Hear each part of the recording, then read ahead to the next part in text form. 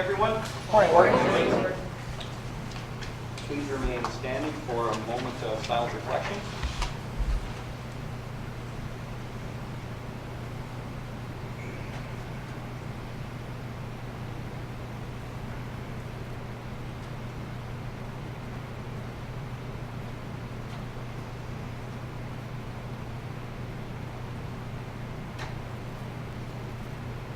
And now, please join me in Canada.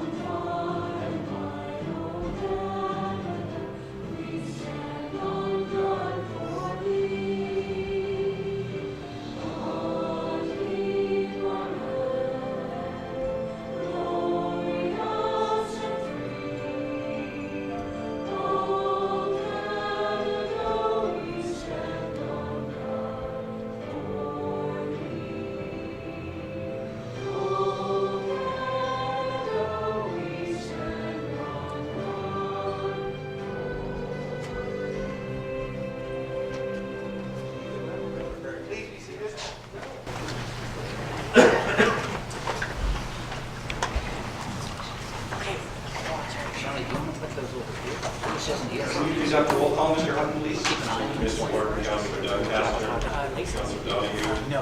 Orneal, Present. Councilor Farr, Councilor Gibson, Councilor Grunt, Councilor Kingsbury, Councilor Love, Present. Councilor McKay, Present. Councilor Miller, Here. Councilor Murphy, Here. Councilor Sackett, Councilor Reinwald, Councilor Robinson, Councilor Stack, Here. Councilor Smith, Present. Councilor Desmond. Thank you. Disclosing of pecuniary interest and the general nature thereof. Seeing none, we'll move on. Adoption of the minutes of the January 30, 2016 minutes, which are on the website, and the January 27, 2016 minutes, which are on the website as well.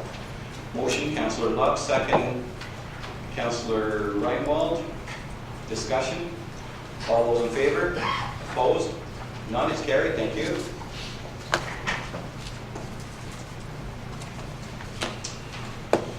Members of County Council, during the month of February, I attended 16 meetings on county business. On February 2, I attended along with CAO Jim Hutton and Paramedic Chief Mike Donahue.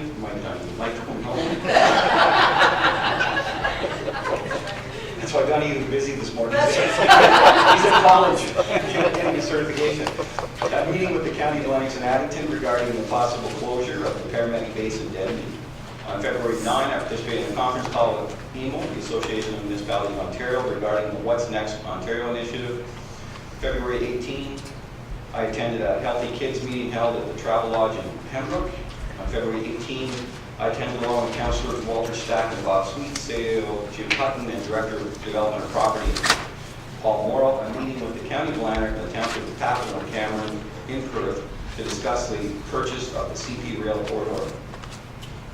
More information on this exciting project will be provided to County Council in April.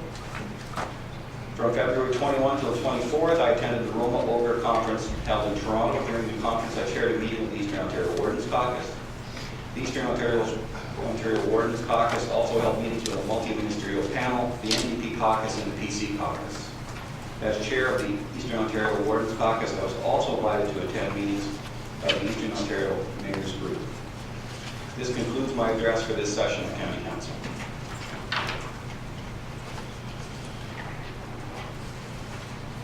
I'd like to take a couple seconds just to give you a real brief overview of the information we shared with the ministers as the Eastern Ontario Wardens Caucus delegation. We discussed with them, and the same information was shared with the NDP caucus and the PC caucus as well. We informed them that we heard in January from the Ontario Growth Secretariat, and we'd asked if there was anything new in terms of the contractor slash consultant who's going to lead or facilitate discussions about the Ontario Growth Plan. We also indicated we didn't agree with the initiative, and we stressed very strongly that, and that was part of the strategy for having the chair of the Mayor's Committee attend with us, because we heard in previous sessions that the mayors of the towns and cities exclusive of Ottawa were pushing for this. And in speaking with each one of the 13 individually, they assured me they weren't interested in this initiative and hadn't spoken in favor of it. So we thought it best to indicate to the province and to the both other caucuses, the opposition caucuses, that this wasn't so, and in fact, Eastern Ontario, the two groups represent 1.2 million people in Eastern Ontario, and we weren't interested in this process. We or they hadn't requested it, and furthermore, we weren't sure where the request had come from beyond the City of Ottawa, and we reiterated that the motion from the City of Ottawa was during a discussion about development charges and their frustration with not having enough money to construct a bunch of projects. Once we established that, then we again highlighted our population base is 1.2 million, the City of Ottawa is 1 million. We also established that the City of Ottawa is probably one of the most heavily subsidized jurisdictions in Canada, most definitely in Ontario, and we aren't. We emphasize that our growth in Eastern Ontario in the last few years has averaged about 0.5% across the region. We emphasize that 66% of the traffic coming into Ottawa every morning, or most workday mornings, comes from the province of Quebec. That Eastern Ontario isn't an issue in terms of Ottawa's infrastructure usage. We also emphasize that Ottawa isn't in a bubble.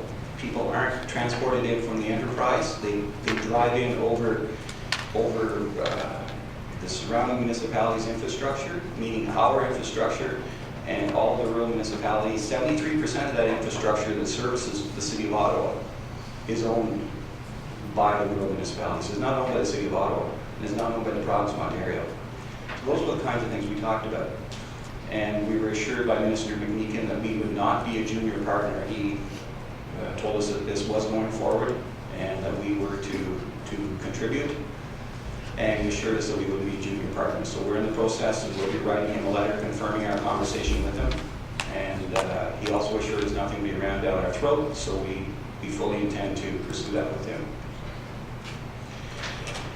Other issues that we talked about included infrastructure funding, and we thanked the government of the day, the ministers the very next morning because of the increase to the small communities fund, and also with the Connecting Link project. But we also told them that Eastern Ontario needed at least $2.5 billion of the total $15 billion that they were talking about as part of their $130 billion over the 10 years. And we were, I know that we were told that about 12 billion of that 15 is already committed, with the largest portion going to urban transit. So we took that discussion a little bit sideways and said to them, and I cited our letter that we'd sent to them in December to Minister Del Duca when Mayor Jeffries, who used to be a cabinet minister, when her community declined the funding, 100% funding for the extension of their rapid transit system.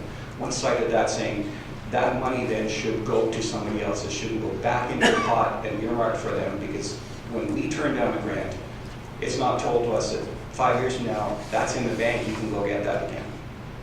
So if they turn it down, and we've seen countless examples of large urban transit where they announce the plan, then 5 years later announce another plan, and they just keep banking the money, and the rest of us aren't allowed to do that. And why is that occurring when there are so many other projects? So we stress that it's inherently unfair, and it's not good investment of provincial money to hand it off to somebody if they're not delivering something, especially if it's a pipe dream that may never occur.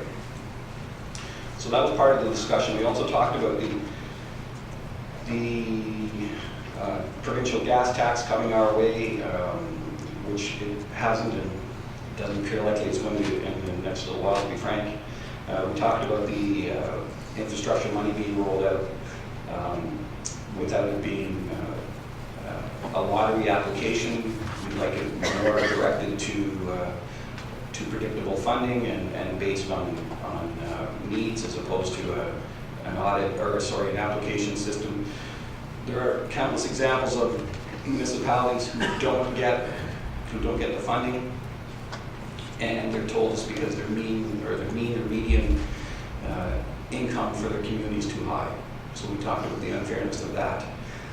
We were assured, I believe, when I sat with the Mayor's Committee, I can't remember which meeting it was, but we were assured by Minister Duguid that they are changing that, that they are changing some of the application, which will take away some of that bias. And the changes should be out at some point late in the spring, they think by the end of April. So the new applications that come out will have that portion of the formula of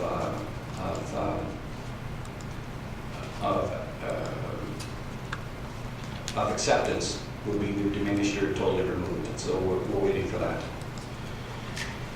We then talked about the cellular network improvement project. And what has happened is that we're also in the process of tying that to a regional emergency response system. And the province seemed very excited by that. Using the available 20 megahertz in the middle of 70 and 90, I think, we're in what's known as the white band. So we talked about that. We talked about the need for federal and provincial investment to the tune of between 50 million to 65 to 70 million. We're still in the process of building that plan through EORN, and so they were pretty excited about it and said, keep us up to date. And we talked about the need for cell coverage in our areas and noted that we completed a survey and 17% of our area had no cell coverage and 49% of the area had less than optimal cell coverage. And then we tied it back to, as we talked about here in these chambers a number of times, we tied it back to the cell coverage being the platform for personal devices and being able to conduct more business and allow us to attract more people and putting us on a level footing with our urban neighbors and also to, frankly, to the upper northern parts of New York State and areas like that. Tentatively, we think it's going to involve construction of about 130 towers, maybe more, maybe a couple less. So those are the kinds of things that we informed the government of. We informed them that was all subject to change as we're in the process of developing a much more focused and more accurate business plan. We also talked about investment and expansion in the region's hydroelectricity supply. Noted that we think the investment in Eastern Ontario to retain several of our major industrial and commercial customers or to allow them to expand would be in the neighborhood of about $20 million. We cited at least 5 examples of companies that have relatively very sensitive equipment, and so when they have brownouts or surges or drops in power, then it causes their equipment to either shut down or they have to reset it. We also cited several examples of companies that can't expand. We made note in this area of, we've had several inquiries from companies that want to use some of the waste from our agricultural sector and from our forestry sector to generate product and then use some of the heat or steam or whatever from the process to possibly generate electricity, and the lack of capacity in the lines to do that. We also noted that these companies didn't qualify for the ICI program, and perhaps those parameters of those programs had to change. And the IEI program that's closed, and we asked for it to be reopened again, some changes to allow smaller companies to apply. Those are the programs that are investment by Hydro One or the Ministry of Energy into companies, and then there are also the programs where they offer reduced rates. So those were the kinds of things that we were talking about. Then we moved off to natural gas expansion, saying open up the program. We've heard for 2 years you have money, you're going to put it into the communities. So we heard from the Premier that they're actually going to be handing out money at some point in the next little while. We talked about the Ontario Energy Board application from Union Gas about rates, and informed that we would be making a report to the Ontario Energy Board. Our stance on that is that the Ontario Energy Board, although it's an application by Union Gas on rates, it will affect all of the providers across the Service Ontario, and it's a good thing to have our views known. And we moved on to policing cost. We talked about the cost of it, the need to reduce costs to municipalities, cited a number of examples from this room about the increasing percentage that it's taking of our budgets, what it means to our ability to meet our infrastructure needs. And it was in all the meetings I attended with all of the caucuses and the government as a mayor and with the mayors and with the wardens, it was a pretty good conversation, because the ministers and the members present asked a lot of questions about it, and they all, I think, are honestly striving to get some education on it, and they're not pretending to have any answers at this point. So that was probably one of the most enlightened meetings I've ever had about that topic. And we talked about and the wardens had a presentation from OAS4, which is a international security company that employs 610,000 people across the world. And they have some examples of operating police stations from the front line back. So when you meet someone in the community, they have the police flash on their shoulder. When you meet them in the station and conducting some of the lesser investigative chores, they have the shoulder flash of the security company. And so we were speaking to the ministers and the caucus members about that.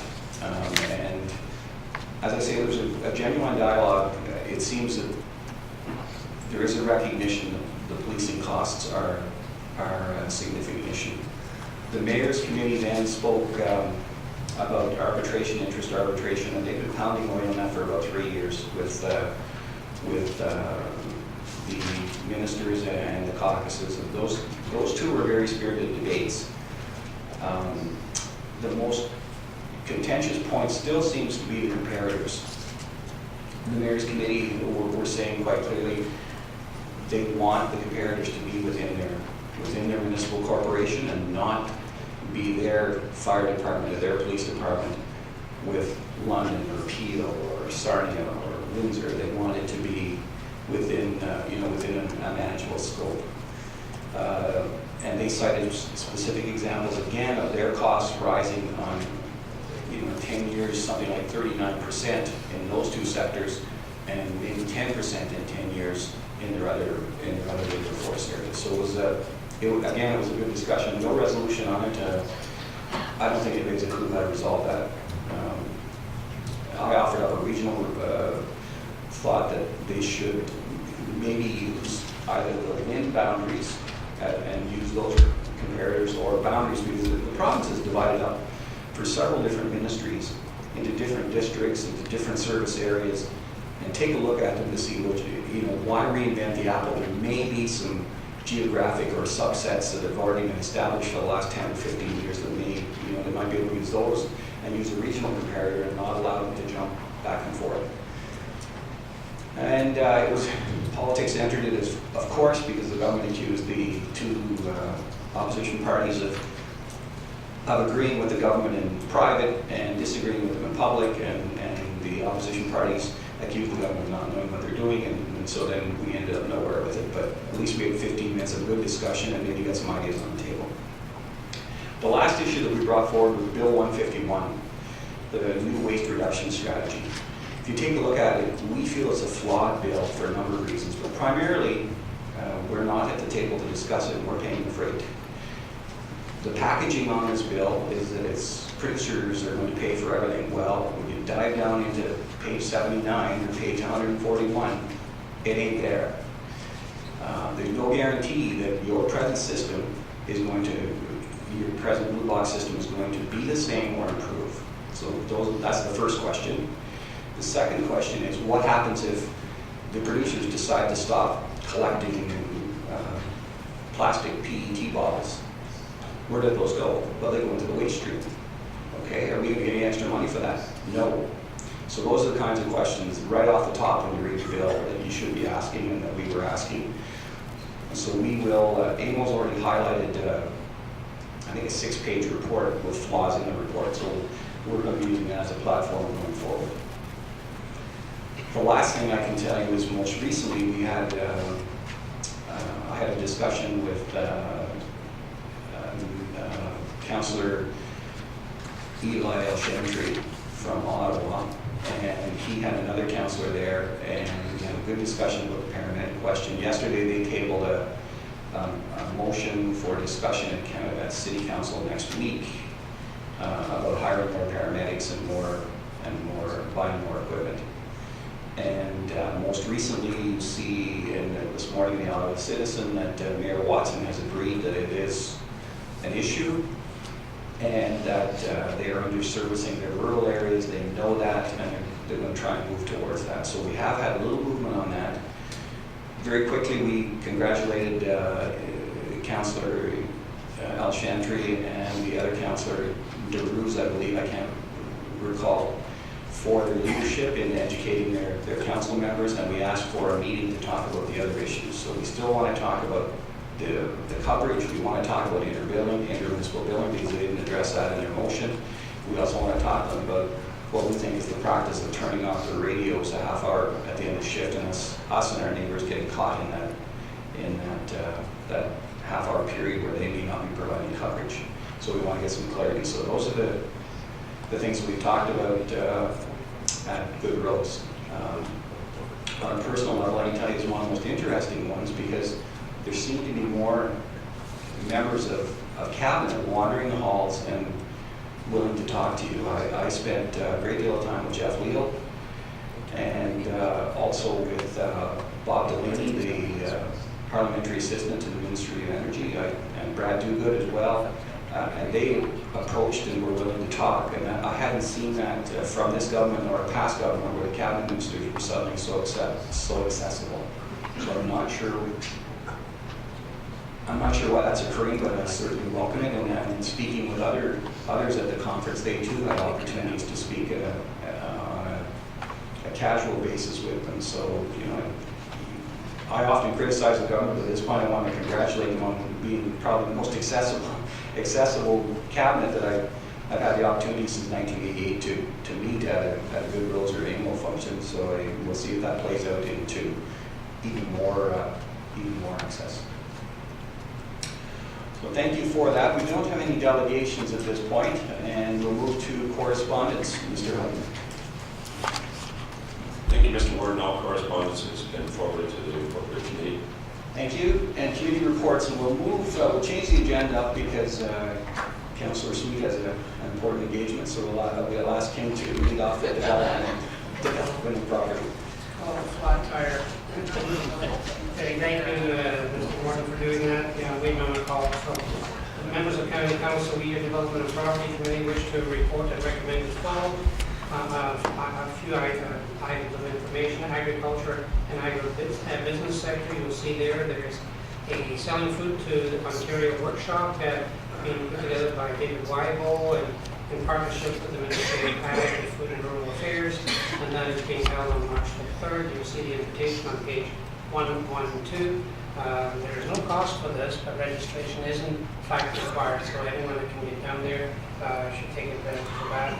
Item 2, Summer Company again launched for 2016, a very, very successful program for our high school kids and post-secondary students who wish to get a little flavor of what the business environment is a little bit like. There's some funds that will be available for for helping.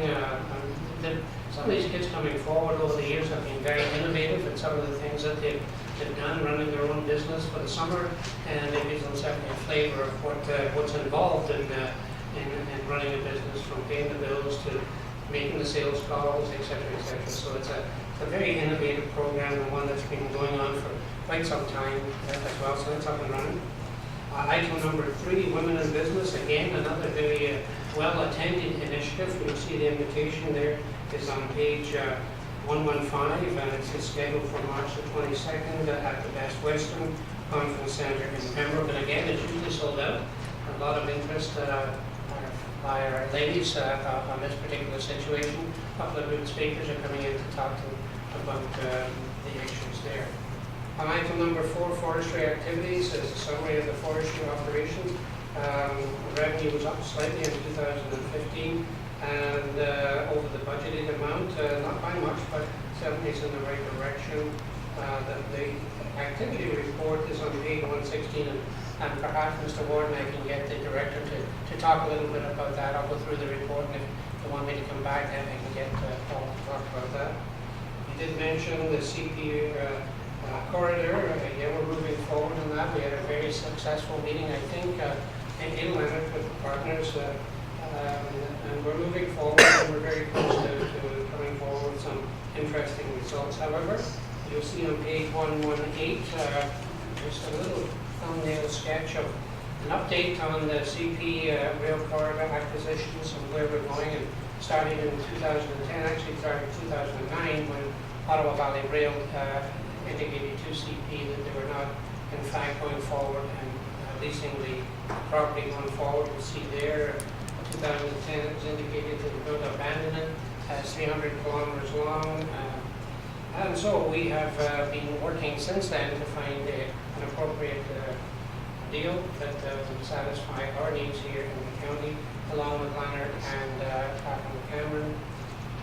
Once in place, you'll see down there, this is very important, and we've been very strong on this, and we haven't deviated from this particular situation. Public consultation will be a major portion once we acquire that, and it'll be required in order to develop the actual corridor itself. And if we certainly want to see it as a continuous corridor, there's no question about that. However, if there is a desire by a municipality to do certain things within their community, so be it. We'll work with that community, and by that I mean if you don't want to see snowmobiles go through your community at 10 o'clock at night, so be it. We have to come up with some sort of arrangements to make that happen for you. So we're very open to make sure that that we meet the needs of the municipalities, and so that public consultation will be very important.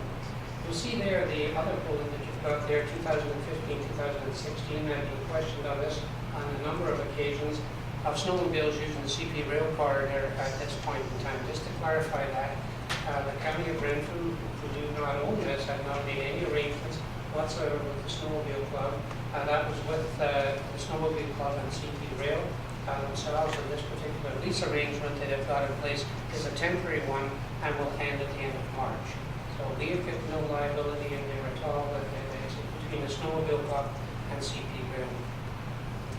And as it says at the very last there, the partnership is progressing well with the arrangements.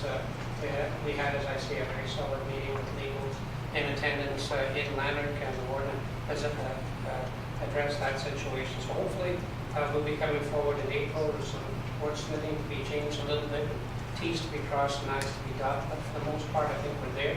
But it all depends. What we want to make sure happens is that we all make that announcement, should it be positive, from the three partners that are involved, kind of on the same date, so that nobody's ahead of anybody else. So it'll be coming forward sometime, hopefully later in April. Ontario Provincial Police Facility, you see there, the project update. There's a photo of the construction, which you can see on page 121. So it's beginning to look like a building now. Picture is worth 1,000 words, as they say, and so we can see the steel frame going up.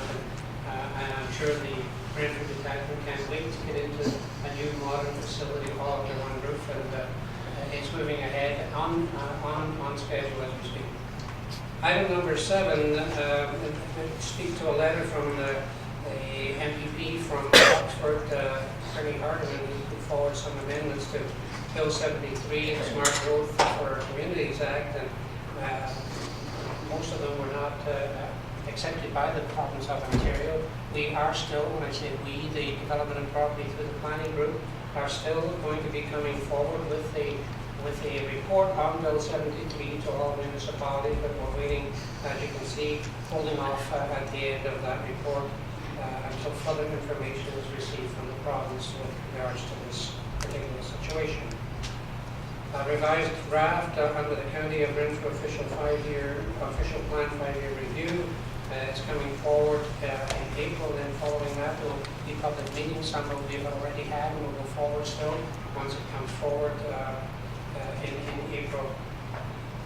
Under resolutions, Algonquin College Co-op student available for economic development services. There you see resolution number D3CC 1602-15, moved by the chair and seconded by committee that County Council approve the hiring of an Algonquin College Co-op student for June 2016 to August 16, and further the funds be allocated from Economic Development Division Special Projects budget line at the cost of approximately $3,500. So you see there, and I think this is an important step forward. The business plan is attached to this, but I take you back to a presentation that was made by Jim Pine with regards to succession planning and the need for succession planning and the project onward. As you recall, we're moving in a direction where it's going to be very difficult to get appropriately trained individuals coming forward. I think this is a good move to try and bring a student in here to give them some experience and perhaps move in that general direction of economic development and operations as far as the county is concerned. So, as I say, tabled is the business case that outlines the financial impact with some funding coming from Algonquin College to the tune of $2,800 to match the $3,500 that's coming from the special funds projects budget line. All of which is respectfully submitted by myself as chair and committee members Doncaster, Lehman, Gibson, McCabe, and Peckett. Thank you. Comments, questions, concerns? Well, I'm sorry. First of all, if you wouldn't mind, Director, if you could speak to 4B. Thank you, Warden, through you to Council. Chair Sweet referenced the 2015 annual report of activities in Renfrew County Forest. This is a new addition to our report, and we would like to continue including this in our report on an annual basis. Essentially, it gives an overview of 50,000 feet in terms of the forest operations specific to county forest and some of our educational type of activities.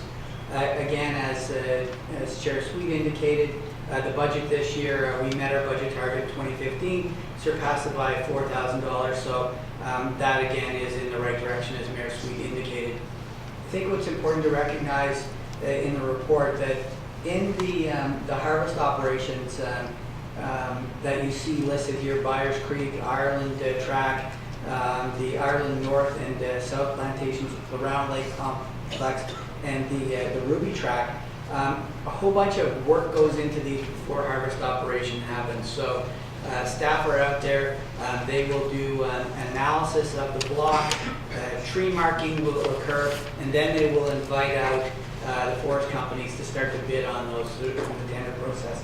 So again, a whole bunch of work done up front before those activities occur.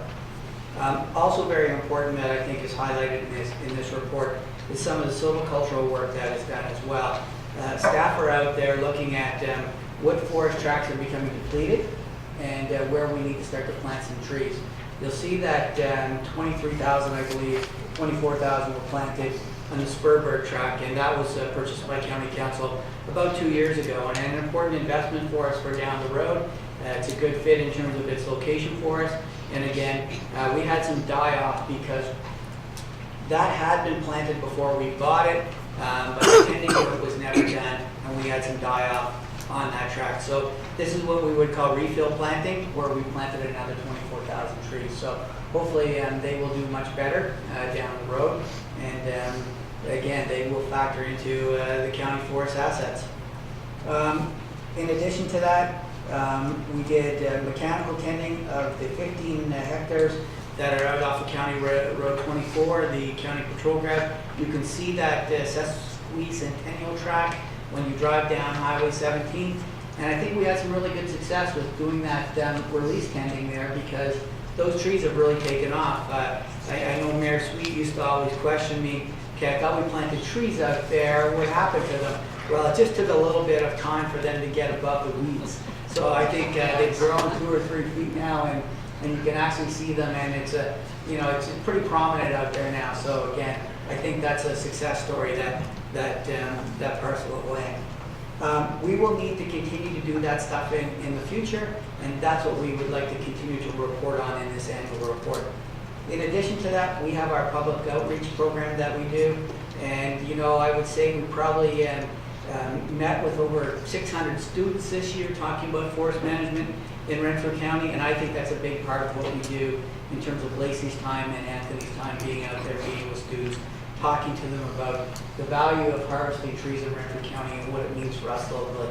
The 40 kids that came from Ottawa this year as part of the National Forestry Program, we did that with 16 different forest companies that we brought in the room together and had a conversation about, okay, listen, you're telling us all the time you're not happy with how the forest industry is getting beat up. What can we do to improve that image? And they worked with Lacey and Anthony and Jason to set up this day where we had some kids and teachers come from Ottawa to educate them about the renewability and sustainability about forestry in Renfrew County. So a really positive event, and I think some positive feedback from some of the industries in the forestry sector. So we'll continue that approach as well. Chair, Warden, that's the annual report. Thank you. Okay, thank you. Councillor Donahue, I'm assuming it's on item 4B. Yes, absolutely. First thing I want to do, through you, Chair, to Mr. Morrell, the photograph in the upper right corner on page 117 of the report, I want to commend him on how innovative that you have a dog actually planting the trees there. That's, I would never thought to consider training a dog to do that particular job. In the, there you go, yeah. In the preceding page, there is also the same version of the chart that appears in the agenda item for property development. But it does list that there was one sale, Sonosky Cedar, that did not happen. When this was first put out to tender, what was the anticipated value of that? Because that would have been on top of the 204,691. Warden, through you to Councillor Donahue. I'll have to check. I don't know the number off the top of my head. But again, I do recall it was a bit of a disappointment to us. The challenge there was that track needs some work. And what we had valued at, and I won't get into the numbers, but what we had valued it at was a bit of an issue for those folks bidding on it because access was a problem. So we may look at that going out with some specific wording in the next tender for that particular track, and we will call it an improvement tender, whereas it will be a bit of a trade-off with a successful contractor to do road work improvement for us to allow access so we can get a better return on a future harvest. So we may have to suck it up a little bit on the next tender to gain some benefits for access. Warden, I'll leave it at that. Thank you. Thank you. Now we'll move back to the report. Comments, questions, concerns on item number 1. Item 2. Again, this is a extremely innovative and interesting program. It's been operating for some time now, and I can't stress to you the excitement of the young entrepreneurs as they grow from an application to the end of August when they tell you about what they've accomplished in their end product and the relationships they've built and the skills they've learned. So I hope if you have anybody in your community that has an interest in this, if you can direct them to the summer company program, because I think it's invaluable to them and to us. Item number 3. Item 4, A and B. Item 5. Item 6. Item 7, and again, congratulations to staff. They prepared an excellent report, which I was able to deliver. I would suggest to you there is continuing value in appearing before hearings that make sense to have our voice heard. I would suspect our next appearance will be when they start having hearings on Bill 151, the waste reduction bill, because if they don't make any significant amendments in it during this period prior to going to a vote after third reading, then it definitely needs a little massaging. And what I learned when I appeared before the committee on Bill 73, as I mentioned before, is the vast diversity in the opinions that the committee hears. And the committee would have only heard from a largely urban-centric portion of our population. It would have heard from a downtown Toronto Condo Association. It would have heard from a pro-developers association. They heard from AMO, and then there were about 3 more who were engineering groups representing larger urban areas. And when you hear the difference in opinion only on the one piece, the minor variances, we talk about minor variances being 3 feet or allowing someone to build a deck that brings them a little closer to the water, or to add a piece of property so that they can add a room on and still have 15 feet between their house and property line like they're supposed to. Small minor variance in Toronto is adding 4 floors. That's considered a minor variance. And if we don't continue to speak out about our land use planning issues and any number of issues, then I think by default we're just accepting that it's a cookie cutter approach and suck it up and try and make it work. So if you hear any hearings that are going on that we might miss that are of interest, let us know, and if we can present a reasoned argument for requesting change, we'll certainly make the appearance, and that's been a commitment we've made this year, and we'll continue to do so. Councillor Dunham, please. Thank you, Warden. There were 2 items, particularly in the correspondence from Mr. Hardeman, and again, I commend staff and yourself, Mr. Warden. Mr. Hardeman acknowledges that they were direct links from your presentation to what was presented at committee. 2 of them that jumped out at me were the suggestions on essentially the member at large on the planning issue, and the other one was the recommendation that it move to a 10-year from a 5-year. Now on those, certainly I'm very much engaged, as presumably any other county councilor here from their township that has the county plan as their official plan. Those 2 items were significant to me, and I'm curious, are they just summarily dismissed, or is there any reason given as to why they were rejected? I'm not aware of a paragraph by paragraph refuting of our presentation by the government members when they voted.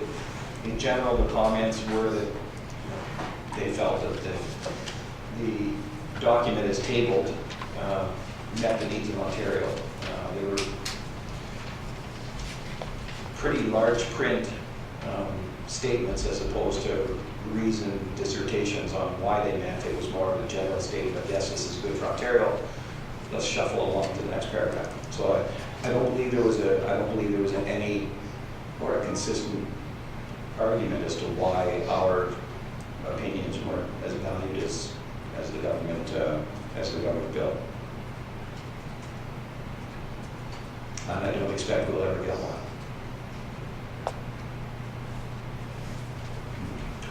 Just as a Supplementary. yeah, the only reason I bring that forward is because I was also down at the OGRA Roma Combined Conference, and certainly at the Bear Pit session, there was much discussion of the non-financial prescriptive regulations that the provincial government sets down. I'm not sure how they compare to some of the financial constraints and implications of various pieces of legislation, but some of these things I would think can be relatively easily amended. I'm speaking just off the top of my head of the identification, I think, of 200 different reports that some municipalities have to provide. And it kind of seems to fly in the face of transparency and accountability when you raise what seems to be a fairly salient point. And without having given any reason, and the reason I brought those two forward is because they were also ones that seems like the opposition did lend some weight to that committee also. Indirectly, that discussion occurred at some ministerial panels where they were quite proud, the ministers assembled, and I don't mean that sarcastically, they're quite proud of the fact that they've had some cooperation between ministries to reduce cost to themselves, and by extension it should reduce cost to us, because they've talked about not being in competition and not overlapping or making demands. So I think that might happen by osmosis, but I don't see them amending bills to benefit us, to make it easier for us to live. Is that sort of the kind of answer you were looking for? Not looking for, but you can accept. Okay, thank you. Item number 8. Item number 9. Report as a whole. And mover, Councillor Miller, I believe? Yeah. So moved. So moved. Thank you. Discussion? All those in favor? Opposed? None, it's carried. Thank you.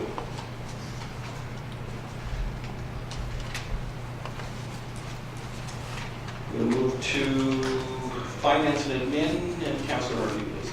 Thank you, Mr. Warden, members of County Council. We, your Finance and Administration Committee, wish to report and recommend as follows. Number 1 is the council remuneration. Number 2 is the Renfrew County District Health Unit remuneration. Number 3 is the AMO remuneration. Number 4 is our fellow councillor, Gary Gruntz, is now known as Mayor Gruntz. Congratulations to Mayor Gruntz. And number 5, congratulations to Warden Emo becoming chair of the Eastern Ontario Wardens Caucus. Everybody see that I'm going a little slower today? You see that? I'm learning. Number 6, labor relations. You can read in there that we do have some union bargaining going on this year. Number 7 is an update on the provincial PTSD strategy for our first responders. Number 8, Municipal Freedom of Information and Protection of Privacy Act. Obviously, that's going to be a bone of contention with those of us with personal devices. Number 9 is the Occupational Health and Safety. Number 10 is the Green Municipal Fund from FCM. Number 11 is the investment policy, and in that you can see where our investments lie and the rate of return. Sorry guys, Number 12 is a direction on provincial legislation. This is Mr. Beakley going back and trying to find out exactly what our roles are and whether or not we had to take this OHSA training, and I believe he found out yes, in fact we did, but I think most of us have taken it. Number 13 is the request to amend Ontario Regulation 438-97. It's a resolution FACC 160230, moved by the chair, seconded by committee, whereas municipalities are required to invest the reserves in accordance with Municipal Act 2001 and Ontario Regulation 438-97 as amended, which specifically outlines the allowable investments, and whereas to ensure the sustainability and sound stewardship of the municipality. Can I just move on? Did everybody read it? Great, thank you. Therefore be it resolved that the council, Russ has it? Good. Therefore be it resolved that the Council of the Corporation of the County of Renfrew support the request of AMO, LAS, and MFOA to amend Ontario Regulation 438-97 as amended of the Municipal Act 2001 to allow municipalities to invest consistent with the prudent investor standard if such investments are through the One Investment Program. Under bylaws, Resolution FACC-16-02-23, Moved by the chair, seconded by committee, that the county council approve the revised remuneration bylaw and further that a bylaw to provide for the remuneration of members of the council of the county of Renfrew be adopted at this session of county council. And you've got the background of that. Number 15 is the council code of conduct, resolution number FACC 16-02-24, moved by the chair, seconded by committee, that the county council adopt a revised council code of conduct and further that a bylaw to amend bylaw 32-15, being a bylaw to authorize the adoption of a council code of conduct for the corporation of the county of Renfrew be adopted at this session of county council. And again, you have the background to that. Number 16, our procedural bylaw, resolution FACC 16-02-25, moved by the chair, seconded by the committee, that county council approve changes to the procedural bylaw relating to the acting warden position, and including and the inclusion of a deputy warden position and housekeeping changes. And further that a bylaw to amend bylaw 85-10, being a bylaw to govern the proceedings of the council and committees of the county of Renfrew, be adopted at this session of county council. Again, background is included. Number 17 is a resolution number FACC 16-02-29, moved by the chair, seconded by committee, that a bylaw to establish and require payment of user fees and charges be adopted at this session of county council, and further that the previous user fee bylaw 16-15 be repealed.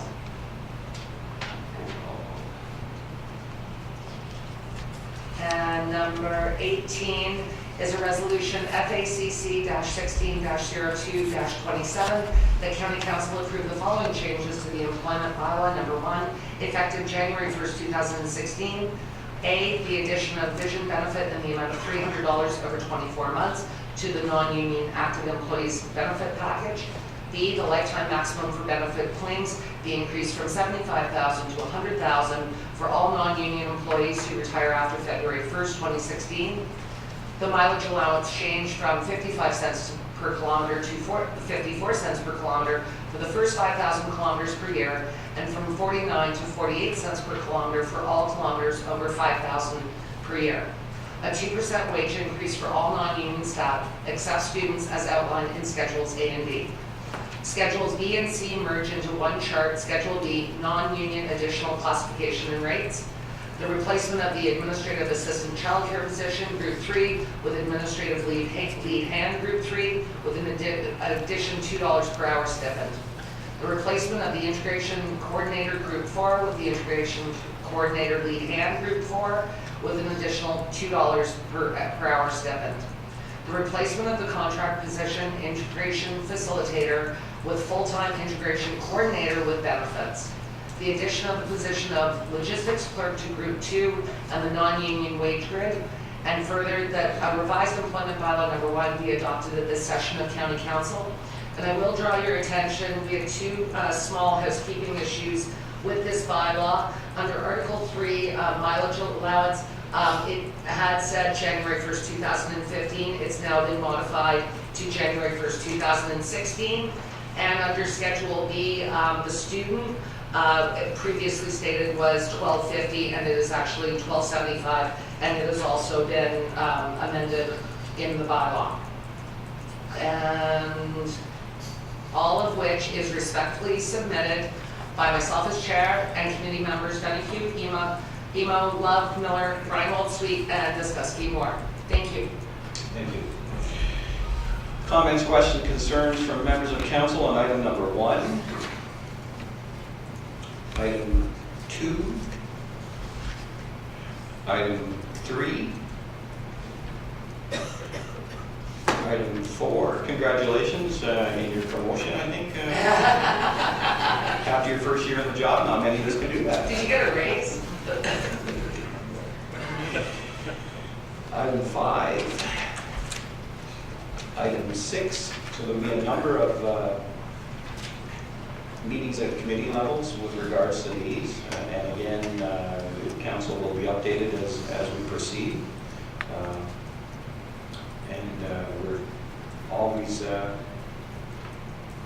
always when we undertake these negotiations, it's with a spirit of respect, and we know that that will be also returned to us by the groups. And we have a long history of successful negotiations without too much strife and too much angst. And usually we end up better off at the end of those than when we went in. So I know both parties will work hard. Item number 7, the AMO's information is they want to clarify to ensure that, and this question was asked at the very bit, want to ensure that this initiative, that the province of Ontario recognizes their responsibility for their employees, and that includes special constables and OPP, although we pay for a portion of each or a goodly share of it, they remain provincial employees, and that the province should bear the responsibility for that. The other question that will be, I'll be forwarding it at the AMO part of Do you want to take time to act as the secretary for I can't answer it. And so what we're going to be asking I'll be asking the AMO board is, secondly, that this should be tied to and recognize there isn't always in rural areas the availability of professional help, whether that can be accessed quickly.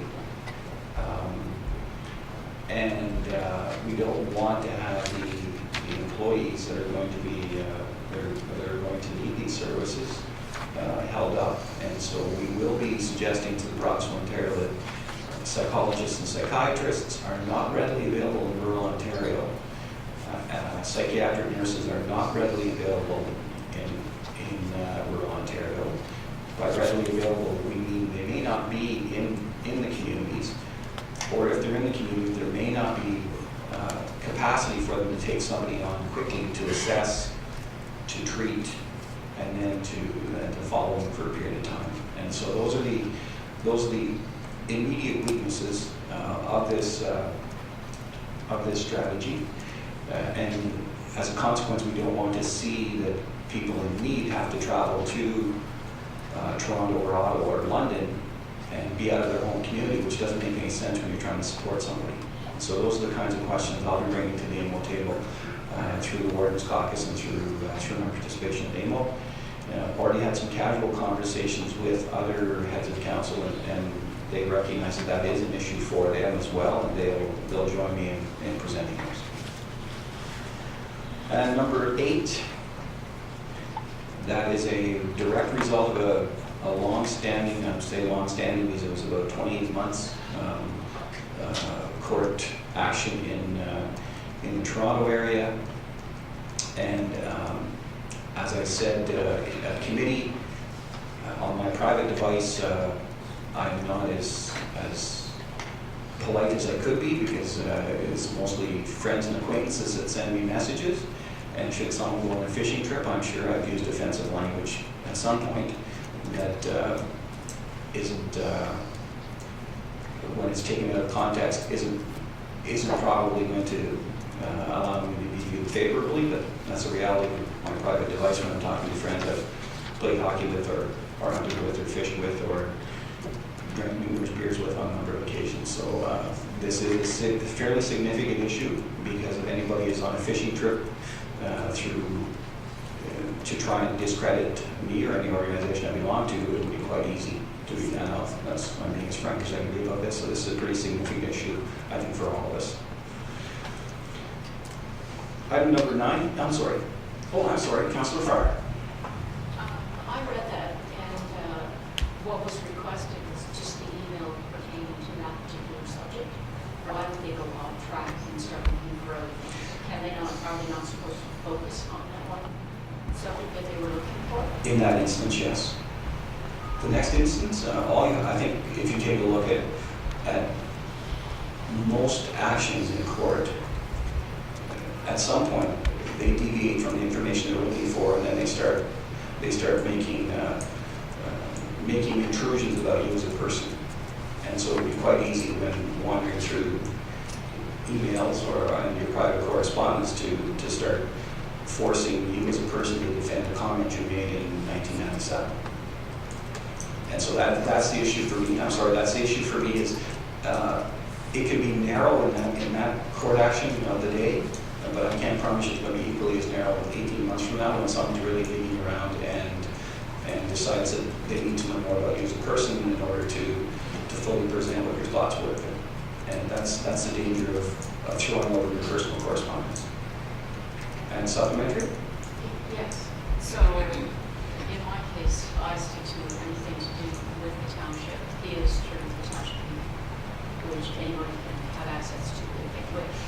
So what if somebody feels that I've been using my personal email, even though I have not, would they still have the right to go through all of my personal email? In my very uneducated understanding of the ruling, I don't believe so, but I wouldn't hang my hat on nor my personal fortune on my opinion. No, so that's the issue for us, and we need some clarity on it, and to try and collapse it down to the moment, because we all get emails on our personal accounts from someone, because that's the only way they know how to contact you, or they have this misguided view that if they talk to you personally about their neighborly barking dog, you're going to deal with it on a quiet basis as opposed to forward it to your law enforcement officer. And so, I think allowing access to your personal email is for me, is a very slippery slope. Councilor Murphy, I saw your hand up. And I believe in yesterday's leader, that's exactly the term I used. It's not so much that I'm concerned about my emails, but where does it stop? So we've gone from our councilor emails or mayor emails to our private emails. Is text next? Our inbox Facebook messages? And so my concern is more the slippery slope of this kind of legislation. And just before I turn to Councilor Dunn, if one of you sends me an email when we're angry or a little out of sorts about another member of council, and I don't defend it in this 27-paragraph dissertation about their right to speak, free speech, and it was a bad day for them, a bad day for all of us. What does that say in 2027 if somebody's reading through one of my 17 or 18 email accounts at that point? Because I think I have at least 10 dormant ones, and I have 5 right now. So I can't promise you that I was always at 2 o'clock in the morning as graceful as I could have been putting this language, to somebody. And so that's the issue for me. Councilor Dunn? Thank you, Mr. Warren. My only comment on this is reading this, and I separate two, and I certainly would be vehemently opposed and steadfastly opposed to there being fishing trips, just as the authorities are not permitted to come into my house and randomly go through things to see if I have anything incriminating. And in fact, even from my other career of farming, there has been some pushback on aerial investigations of crops that may be growing or things like that. Absolutely, I have, as I say, a steadfast opposition to that sort of thing. This in particular does not flesh out this particular issue or this case very well. And on the face of what I read on this thing, it seems to me that the existence of this particular email came to the attention through some other means, and this email was defined to not be personal. And quite frankly, in that narrative that was presented to us in this brief paragraph, I agreed with it. If it is advancing the business of the municipality, then it was not personal. And I don't think I have an issue that if you're going to be using personal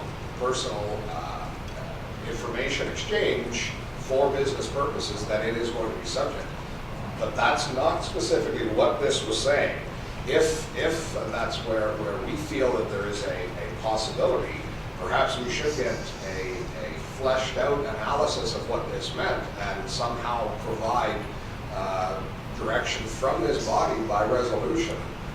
If there's a danger of this happening to whatever, presumably the Bar Association, I'm not sure what would be through AMO, I'm not sure what would be appropriate, but I want to be careful about not fighting back against something that I don't see as existing in what we read. Okay, thank you. We can hopefully take it back on the agenda to finance and to talk about fleshing it out and presenting some kind of an opinion to, first of all, the province and copy it to AMO. I do know there has been some discussion in the AMO meeting I attended about it as well. So we'll just have to wait and see and try and flesh out an opinion on it. Item number 9, please. Item number 10. Item number 11. Item number 12. I believe we received an email from Mr. Beakley's department either Monday this week or Friday of last week with the link. So those of us, me included, who hasn't completed this, if you and we and I please could as soon as possible, we'd appreciate it. So I'm going to try and do it. It's an hour, I believe it's an hour, and I'll try and make it a priority at the beginning of next week and get it done. Item 13. Item 14. Item 15. Item 16. Councillor Gibson, please. Thank you, Warden. Could we sever item 16, please? Certainly. Thank you. Item 17. Item 18. Report as a whole. Discussion. Oh, sorry, movement. So moved. Discussion. All those in favor? Opposed? None is carried. Thank you, Council. And then back to item 16. Councillor Gibson. Thank you, Warden. I've done a considerable amount of work on item 16, and I have 5 amendments. And I guess probably for the sake of clarity, if I could email them to Rose, or she could put them on the screen, and another date of the discussion. Rose is not possible. And then only because I don't understand the system. Either do I.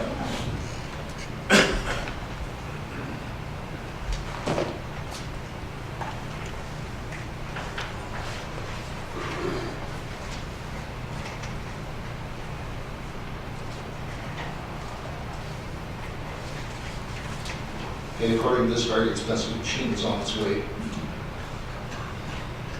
We can read all of Rose's other emails. Rose, get rid of that Do we have any private emails on there? Yes, yes, what is the alien communication? No, that's fine. It's part time. Yeah. Everybody Well, else we can see can it. call.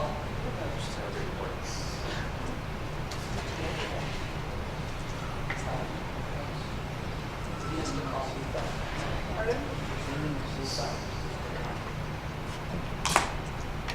Talk to it.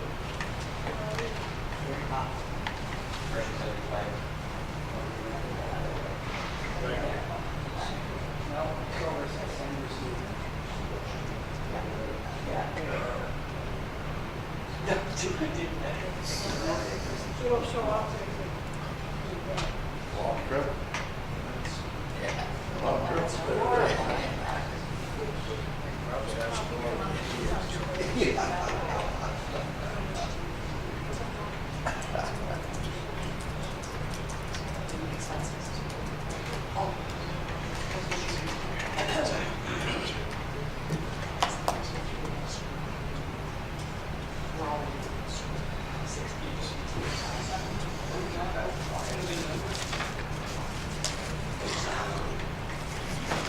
Okay.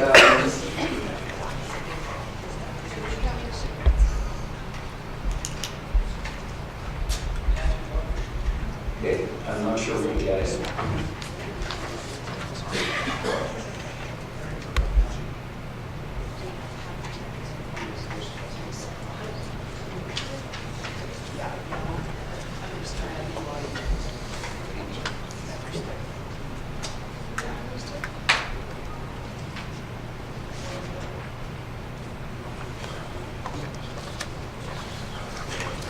Okay, what I can suggest is, since we've severed this, can you get your information and take it back to committee for next month and bring it forward?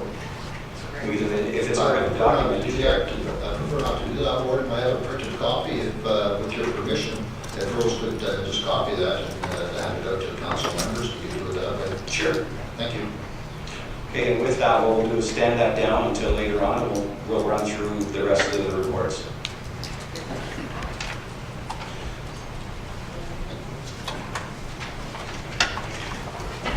Okay, and we'll move to operations, and Councillor Dunning, please.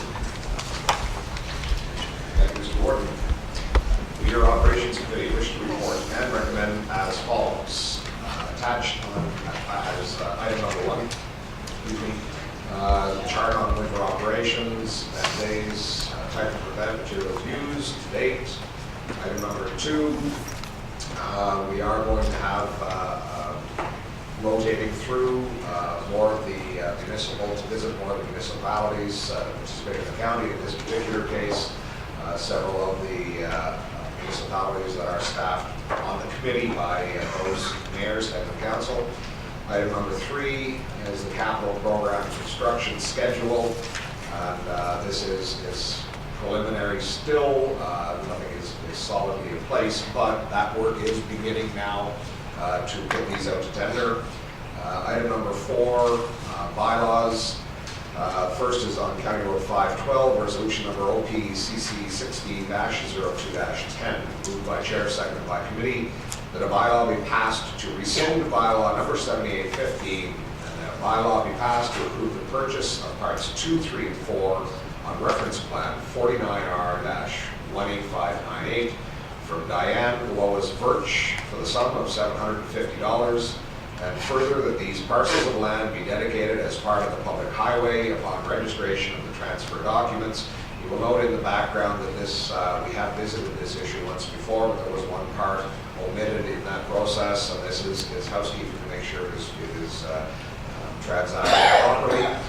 Item number 5 is Laurentian Drive in the municipality of Petawawa. Resolution number OPCC-16-02-11, moved by chair, seconded by committee, that a bylaw be passed to accept the transfer of Part 1 on reference plan 49R-18678 from the Church of Jesus Christ of Latter-day Saints in Canada, and that this parcel of land be dedicated as part of the public highway upon registration of the transfer documents. And again, noting in the background, this is referred to as daylighting, which is meant to improve the sight lines at the intersection. Item number 6 is transfer of land on County Road 22. This one has some history on it. Moved by a resolution number OP-CC-16-02-13, moved by chair, seconded by committee, that a bylaw be passed authorizing the registration of the tax sale deed for the parcel currently described as Part 1 on reference plan 49R-18236 and Part 9 on reference plan 49R-17448 to Mrs. Cecile Danelise for the sum of $66.52, having previously been paid, and that a bylaw be passed authorizing the purchase and transfer of Part 9 on reference plan 49R-17448 from Cecile Danelise to the County of Renfrew for the sum of $500, and further that the parcel of land be dedicated as part of the public highway upon registration of the transfer documents. If you have any questions on that one, I'm more than happy to have Mr. Bowler answer.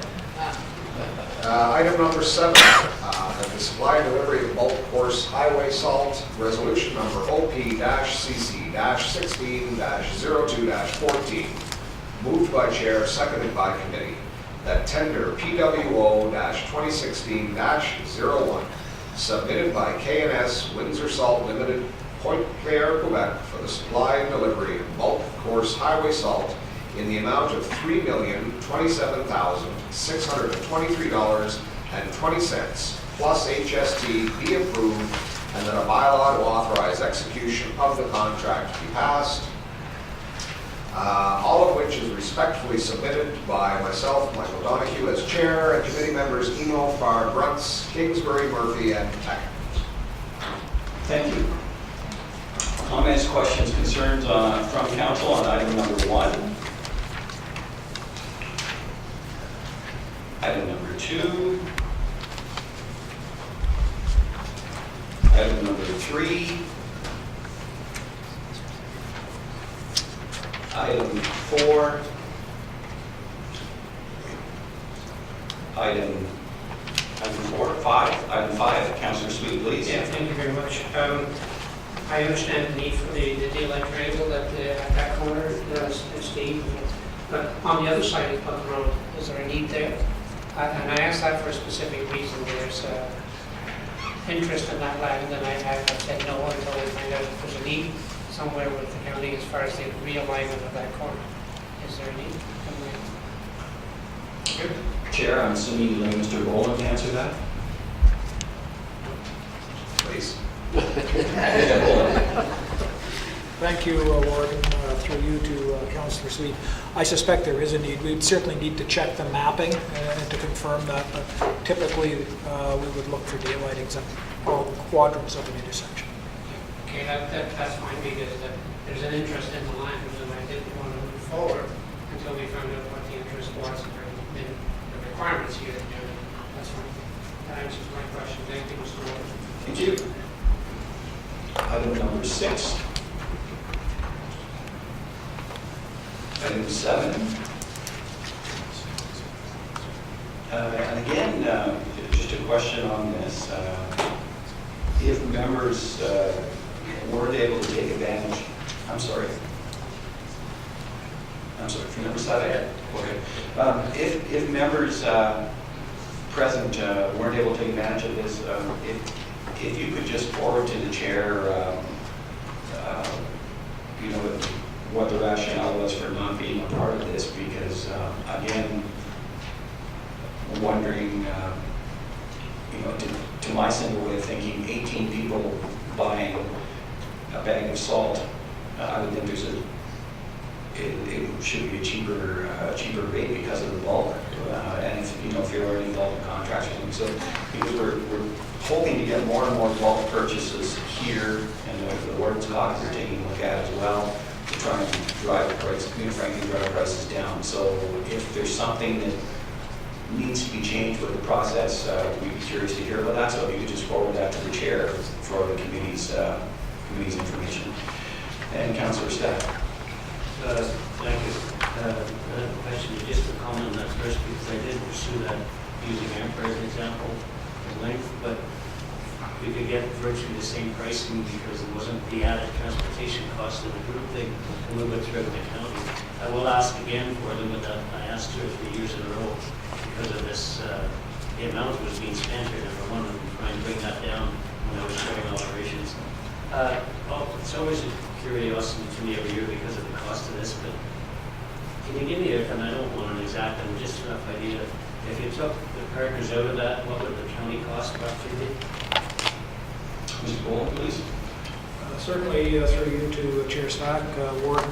County's share of the $3 million is roughly $2.6 million over the 2.6 million over the 3 years. Now that's a round number. Thank you. Thank you. And submission of the report, please, mover. So moved. Thank you. Discussion? You've heard the report and the motion. All those in favor? Opposed? None. It's carried. Thank you, Council.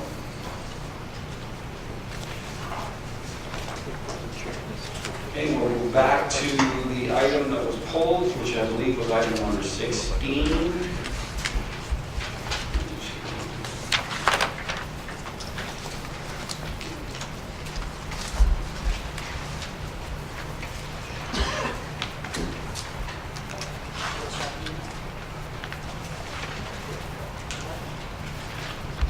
So the motion was resolution number FACC 1602-25, moved by chair and seconded by committee. The county council approved changes to the procedural bylaw related to the acting warden position and the inclusion of the deputy warden position and housekeeping changes, and further that bylaw to amend bylaw 8510, legal bylaw to govern the proceedings of the council and committees of the county of Renfrew be adopted at this session of the county council. And so discussion, and Councillor Gibson, please. Oh, please. Warden, I believe I need a seconder for that before we have discussion. Okay. Councillor McKay, you're moving something? Or a second, is that what it's asked for?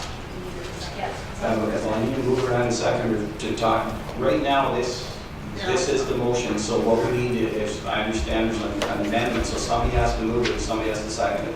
Okay, I will so move. Okay, thank you. And second, okay. And discussion, could you present it, please? Yes, thank you, Warden.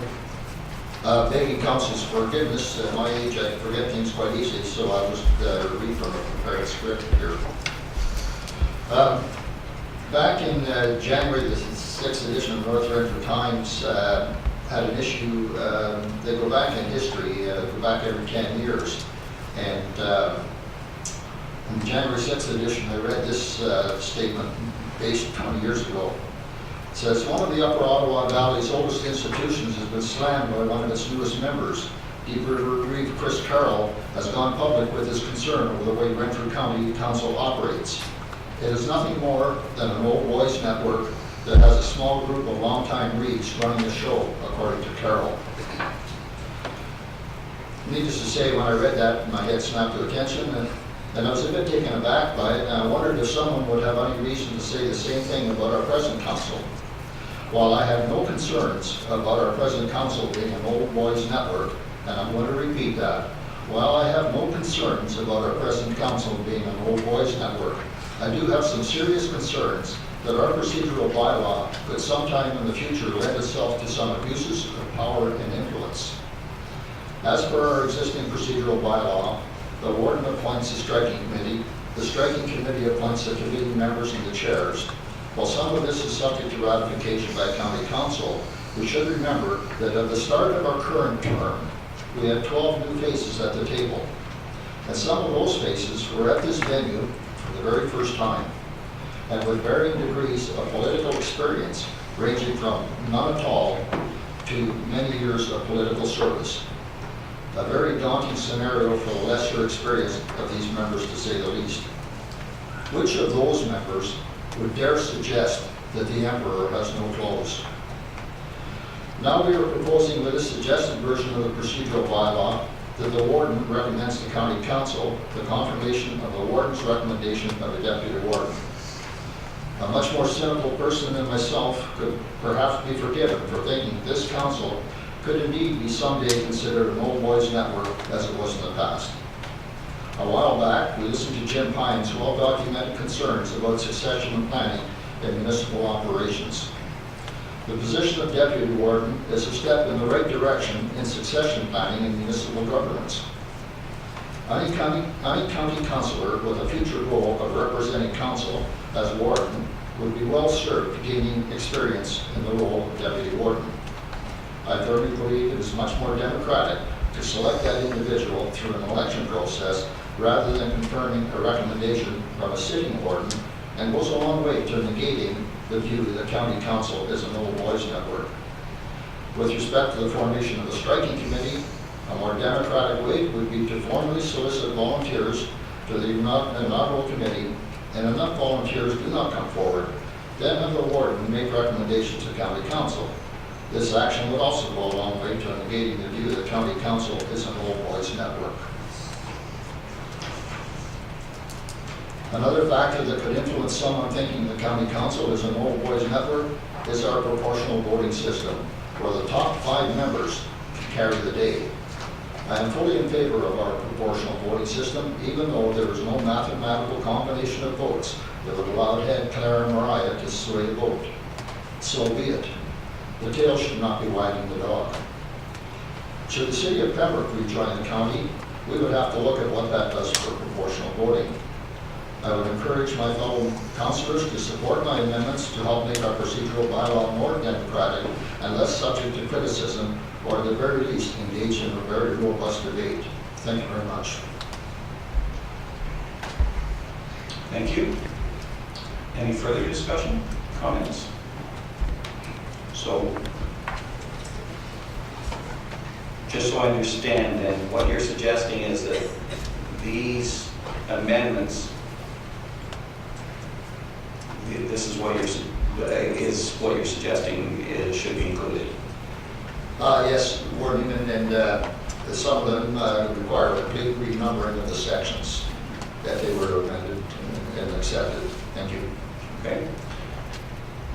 Well, my first thought would be to table this and send it back to committee, because there is a significant amount of work. For instance, 10A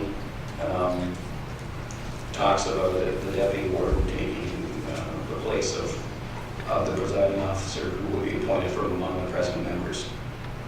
So I'm not sure that meets your much stated discussion about democratic process.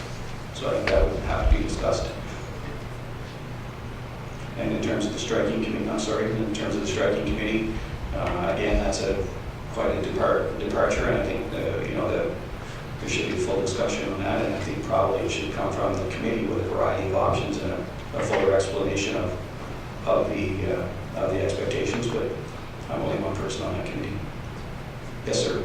Thank you, Warden. I appreciate your comments. However, personally, I'm of the opinion that anything whatsoever that has to do with the governance operation of county council should not be held at the committee level, it should be held at the county level. Thank you. Okay, and I would also be of the opinion that dropping it here and expecting a decision in 5 minutes isn't appropriate either. So there are a couple of options. One is to go back to the committee, or secondly, give the information to county council and we can discuss it next month. But I'll leave it at that. Councillor Dunn, sorry, stack it and done here. Okay, thank you. I just want to back up a little bit first if I can. I guess my first question would be, why the need now? In the 10, 11 years I've been here, we did a deputy warden once from a much different perspective for a different reason. So now I guess the question is, why the need now? And then I was pulled aside at Good Roads to discuss this, and it was presented to me in a way that the recommendation would be coming from you that there would be 2. So that, puzzled some questions in my mind too, why the need for 2. At any point, I look at it and say, if I'm assuming here it's a timing issue of the warden's part and somebody's going to pitch it for you at a public event or at a meeting, or, I'm assuming that's the intent, and you can respond to that later. But then I wonder what the role of the committee chair is, and why do we need to build the bureaucracy even more? If I was, as the town of Renfrew, wanting to, for example, discuss the CPR, and you weren't available to do that, then I would look to Bob as chair of property development to do that kind of thing. So, that's my thought on it. And there was a considerable discussion went on over, I guess you could say a day and a half, 2 days, that gone on amongst a number of us, and people can speak for themselves, but there are similar type issues. So one is, why the need now? Why do we have to add to the bureaucracy versus using the committee chairs? And if it's intended that the deputy wardens would be paid, well, the committee chairs are already paid for extra responsibility in terms of their position in the year. So, not that the cost would be, I don't know what the intent is, and if there is a cost, it would be that large. So, I'd like to revisit that, find out how much of that is factual, what was the intent, and then we're looking at 1 position, 2 positions, why the need for it, if there's going to be payment for it, why, and all of those, and clear the air on that would be a start. Thank you. I was going to get to that next, but thanks for bringing it up. I was approached last fall. There was a rumor floating around that a deputy warden should be appointed and would be paid $20,000 or $30,000 a year. I had generated that idea, and I said no. I'm more inclined to do it on a per diem basis, and this is the rationale. And so I presented it at committee. The rationale for me is that increasingly, and I use candidates specifically, there are a number of candidate activities, and I can only get to about 4 of them, because you can show up for 15 minutes and run away to another one, which I don't like doing because I don't think it's respectful. But given the size of this county, I can only get to about 4 in a day. And so there are a number of winter carnivals that are similar to that. There's Remembrance Day services, things like that, where I think there is an expectation that the warden should be active in community events. They're not. I haven't missed any formal events where I've been invited to speak, but usually when you show up at these, there is an expectation that you will speak or you will be introduced to people in the community and represent the county of Renfrew. And I haven't been able to fulfill some of those because there's 3 or 4 of them on at the same time or they overlap, and it's just a large community. So that was the rationale for it. It's part of, we've undergone a rebranding in terms of the tagline. We've gotten out there with a variety of promotions that we hand out at events. Whenever you go to a public event where you're not on the agenda, you do spend a lot of time talking to people, and I felt it was a good opportunity if we could put deputy wardens in place, because the procedural bylaw speaks to what happens if the warden's not able to attend this meeting, a county council meeting, as to how that's conducted. And that was simply the idea behind it, was to get people out into the community, representing the county of Renfrew at the informal functions that I felt we should be attending, and that I haven't been able to attend as much as I would like to. So it's not I can't do the job. In some instances, I could do the job via helicopter, frankly, because you're hustling from the Danbury side up to Barry's Bay. Unless you have a 2-hour window, you're not going to be there on time. By the time you leave your event, it's at 10 o'clock in the morning. If you're there at 9:30 and the event's at 10, and you leave, by the time you get out from the event, it's 11. So you can't just go to an event for 15 minutes. It's not possible, and it's not proper. So that was the intent of the proposal.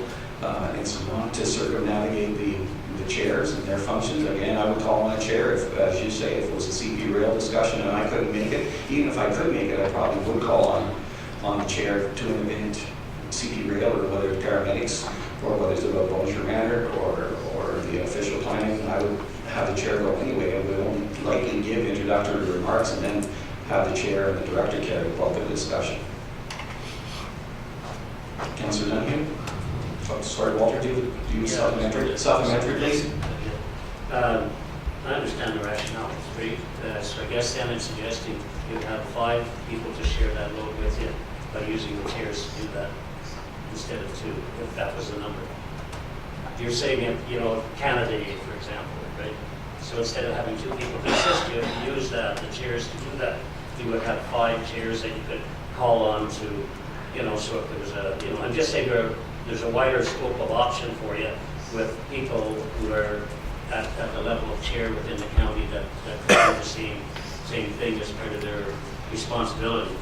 The other thing, just to comment, I'm not aware of a rumor to pay somebody $20,000 as a deputy warden, but there certainly was discussion around whether there would be a deputy warden, and every 2 years or 1 year you would elect a deputy instead of a warden, and it'd be a rotational kind of thing.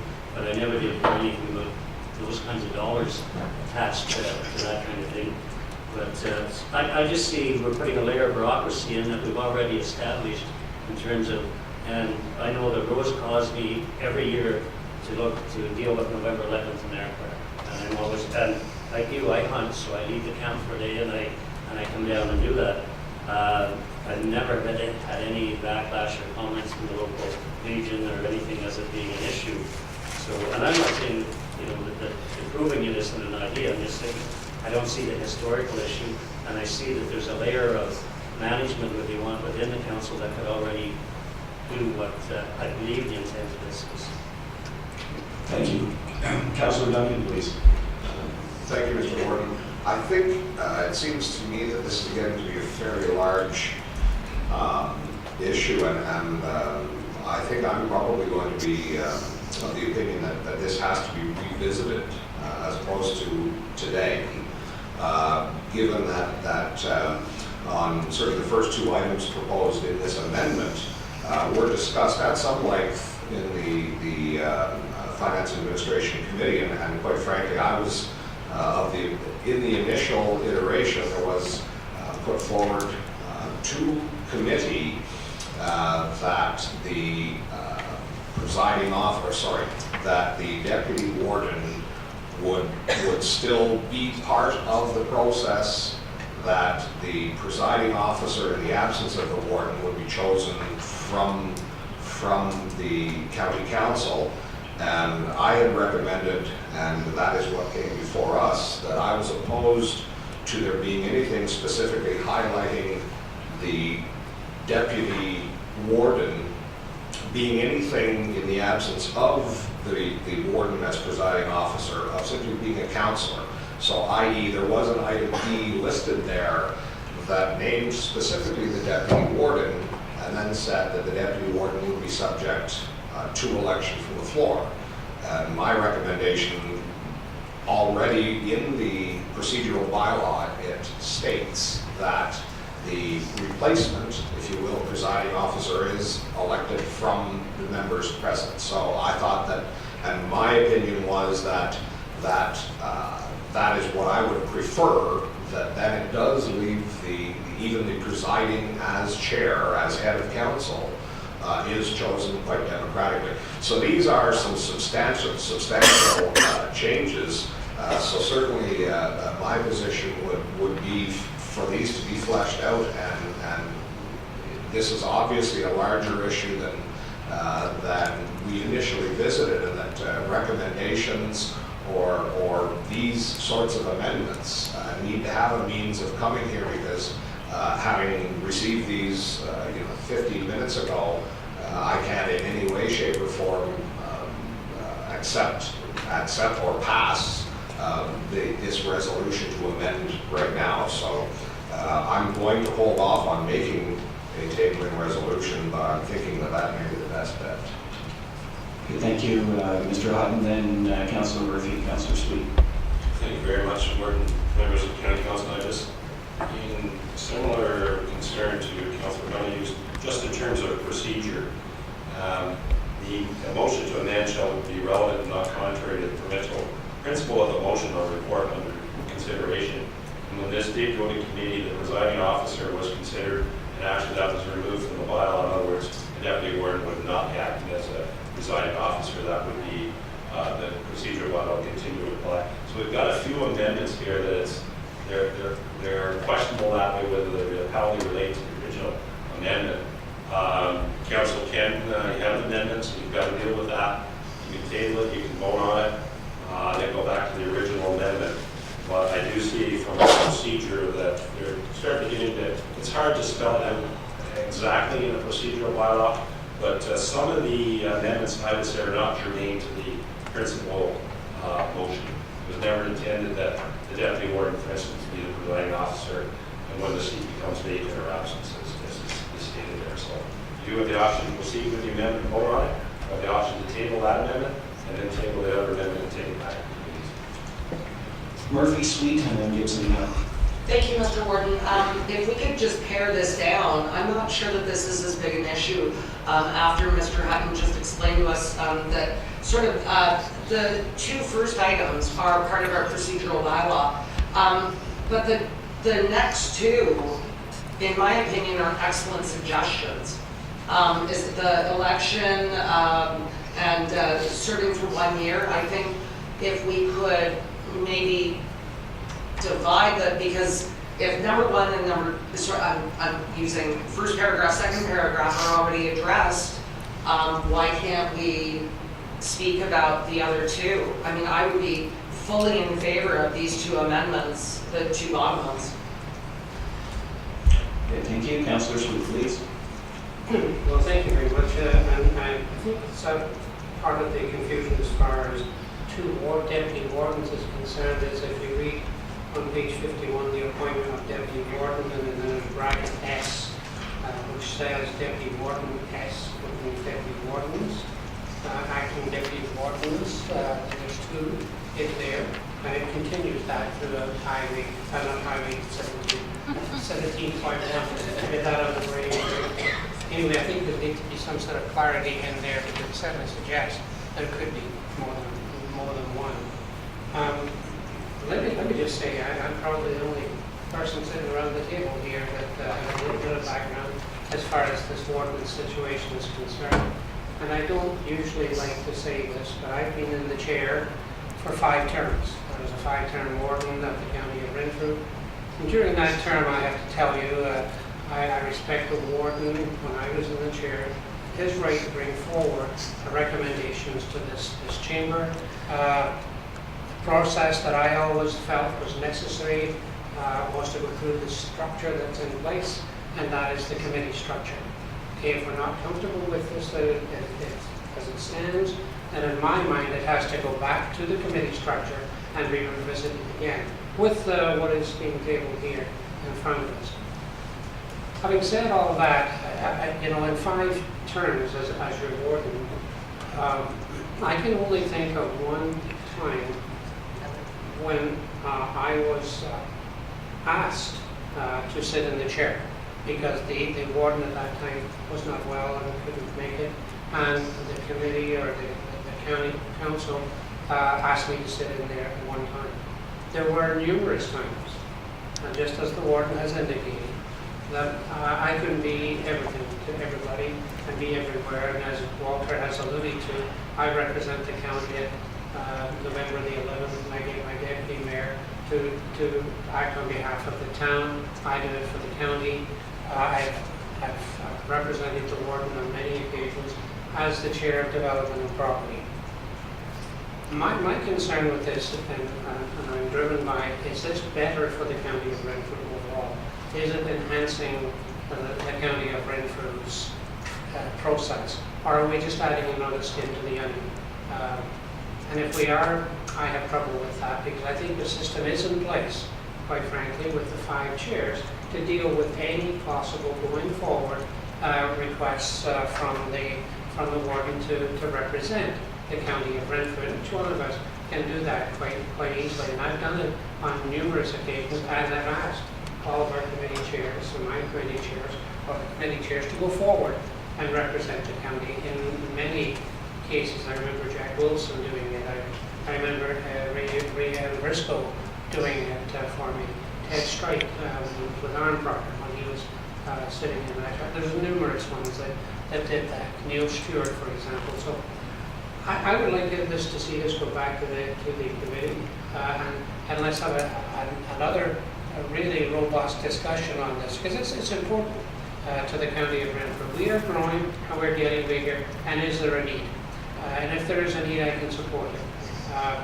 But to me, it's just, in my view, having 7 individuals, or for that matter, 17 individuals representing the warden any time is necessary. So I think it has to go back to the committee as per what I see as the process that we always have used in the past to make decisions. We're not comfortable with it at this point in time, fine, send it back for a review. And we've done that over and over again on many, many occasions.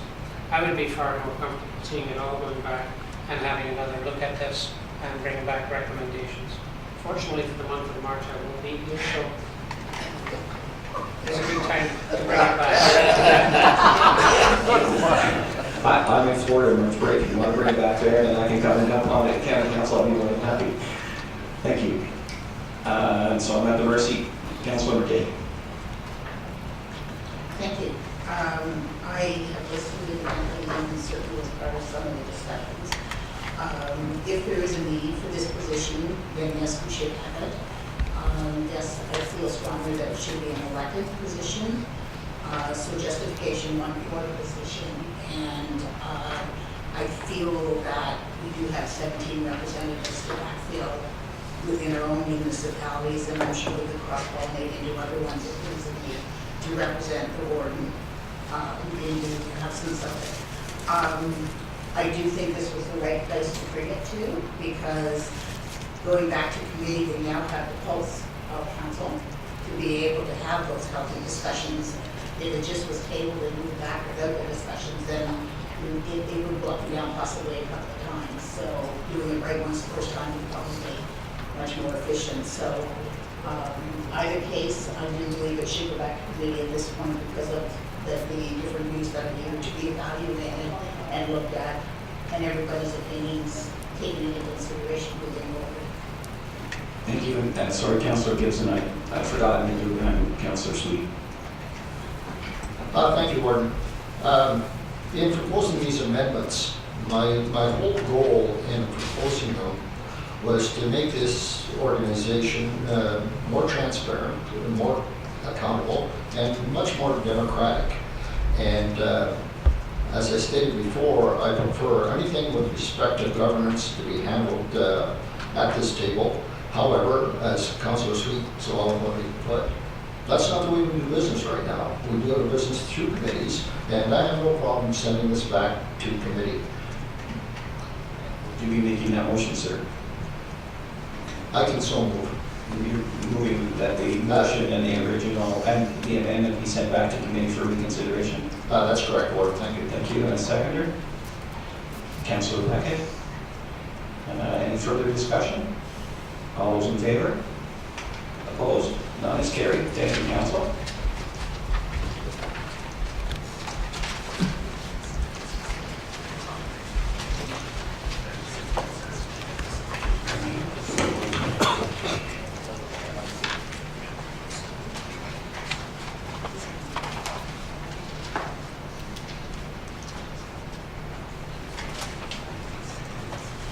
And now, as we try to show that council isn't a one-man effort, I'm going to read the health committee report because the chair and vice chair are here. One-person effort, sorry. So thank you. We, your health committee, wish to report and recommend as follows. Item number 1, which is the home and population report.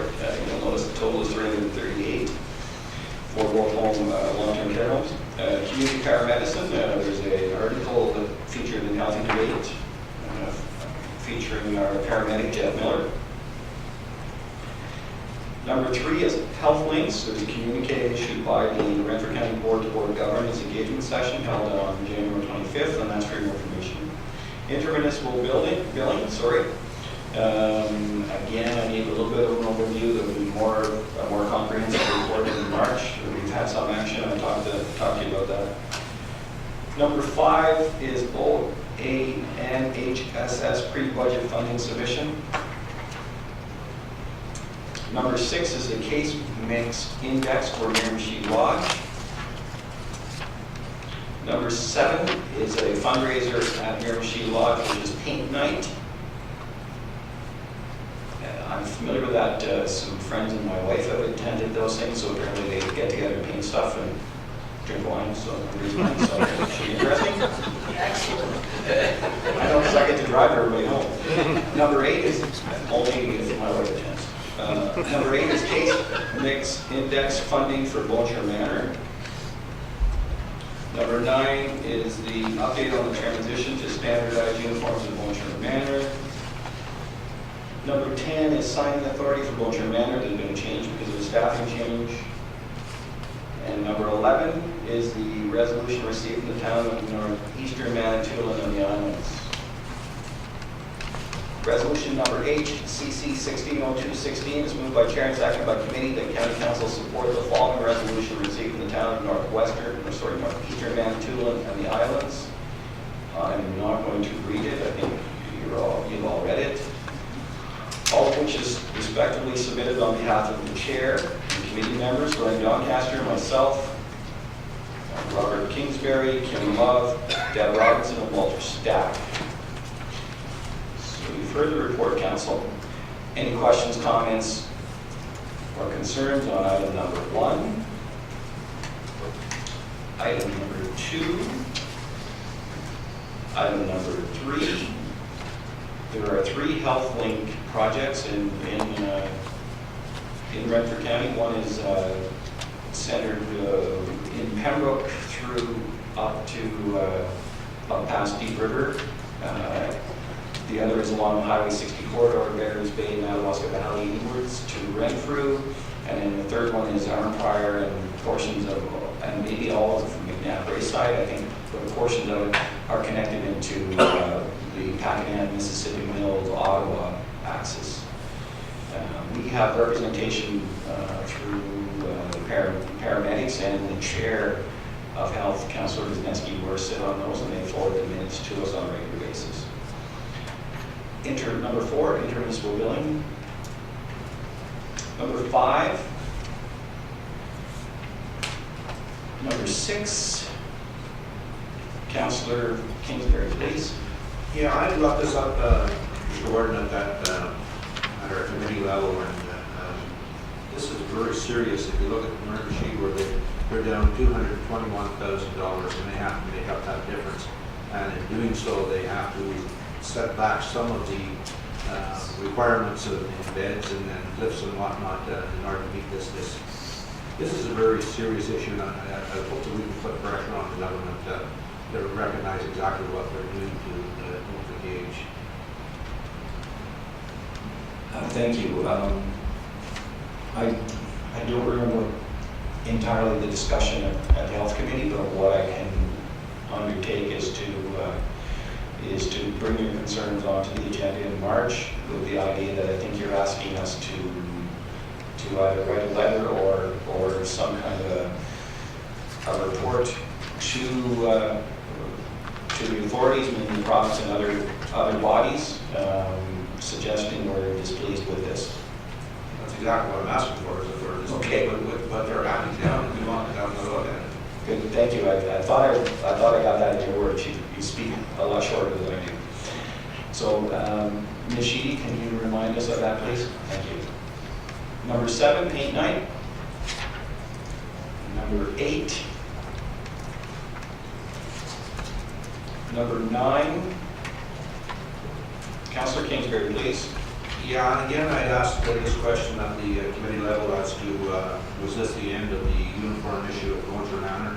And the administrator gave us an answer, and I'm wondering if he could repeat that answer here today.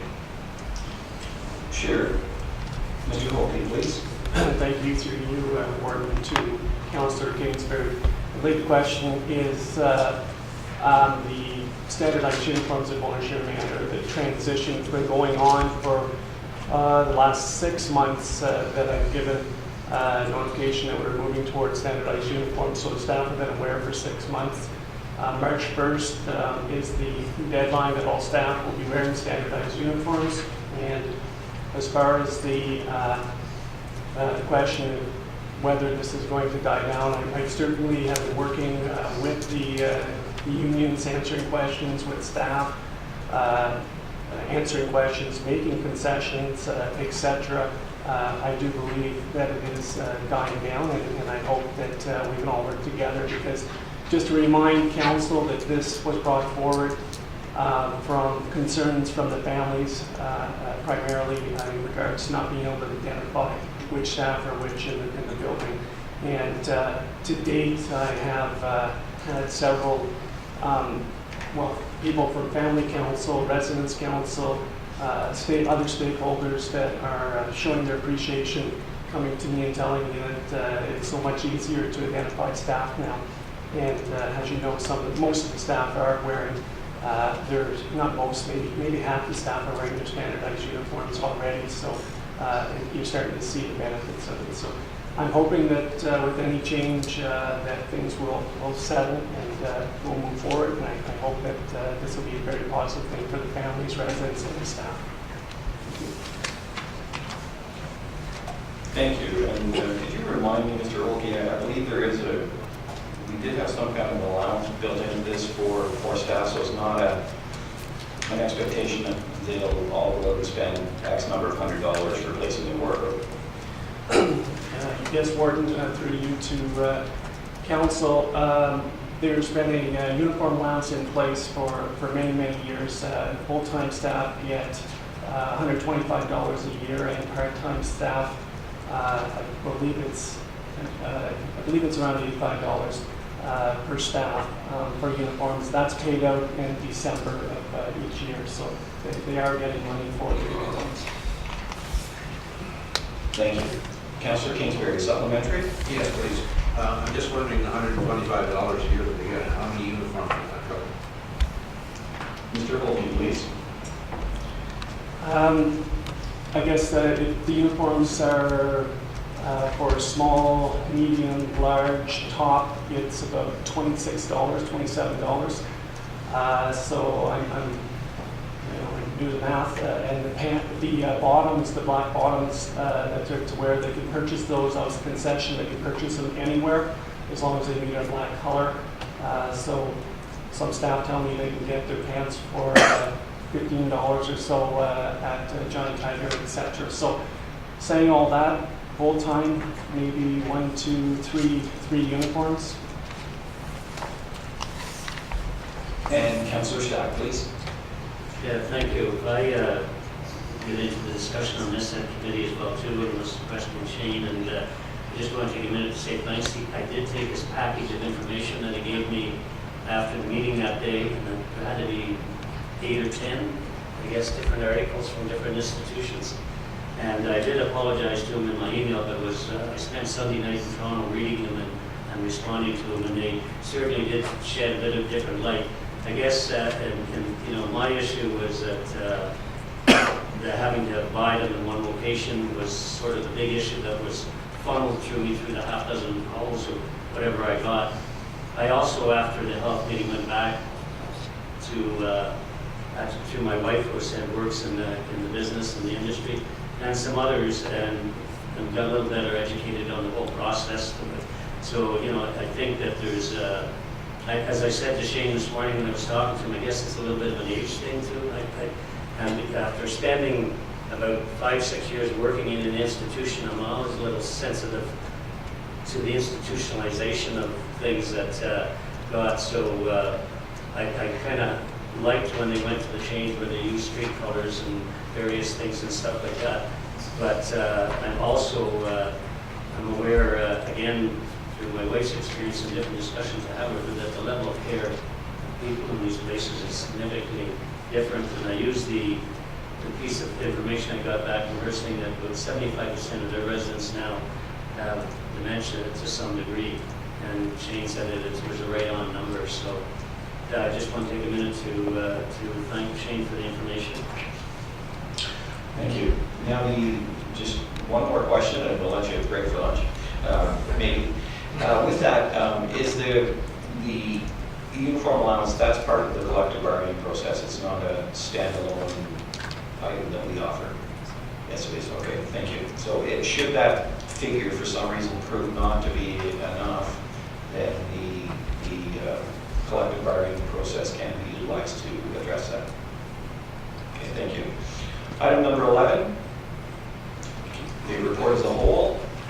Discussion. Oh, sorry, can I have a mover, please? Councillor Kingsbury, thank you very much. Discussion. All those in favor? Opposed? None? It's carried. Thank you very much. And with that, I would like to break for lunch, as lunch is not here. Being wheeled in as we speak. Good, thank you. And would suggest to you that if you can come back about 12:35, and I'm assuming we'll all be done by the 1 o'clock, unless there's something important I'm going to do.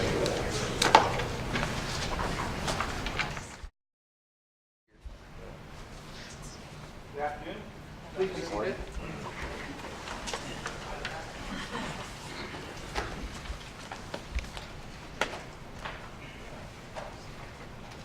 And thank you for rejoining us, everyone. And Councillor Reinwald, if you could lead us through your Social Services Committee report, please. Thank you, Warden. Member of County Council, we, your Social Services Committee, wish to report recommend as follows. For information, item number 1, the Ontario Board's caseload stats. You notice 2014-2015, we're up 1130 to 1257, up 127, about 1.24%. Item number 2, are child care statistics. 2014-2015 child care fee subsidy statistic comparison. 2014-2015. Look at the December numbers from last year to the previous year. We're up 29 and for families, and up 33 for children. The 2014-2015 immigration coordinators stats comparison between 2014-2015 December, we're up 35 for the total active files, and up 18 receiving resource from Item number 3, 2014-2015 Renfrew County Social Housing Registry waitlist statistics comparison. At the top of the page, you'll see 2016 for January, and the numbers for 2015 in the spreadsheet below that. So this time last year, we're up to about 27 from last year for new eligible applicants on the wait list. Up 34 for the total number of eligible applicants on the wait list. And for this special priority, victims and family violence, we're up 5. And to note, on the total of eligible applicants on the wait list, it says 935, should be 936. So the 936 applicants waiting for housing as of January 31st, 2016, 124 are currently living in a social housing unit, but are waiting for a transfer to another unit due to change in accommodation needs. Item number 4, Renfrew County Housing Corporation, determine the goods and services policy. RCHC-02, the bylaws. Number 5, amend to bylaw 5809, County Renfrew Child Care Policies and Procedures. You'll find that on page 145 of the report. Resolution number SS-CC-16-02-11,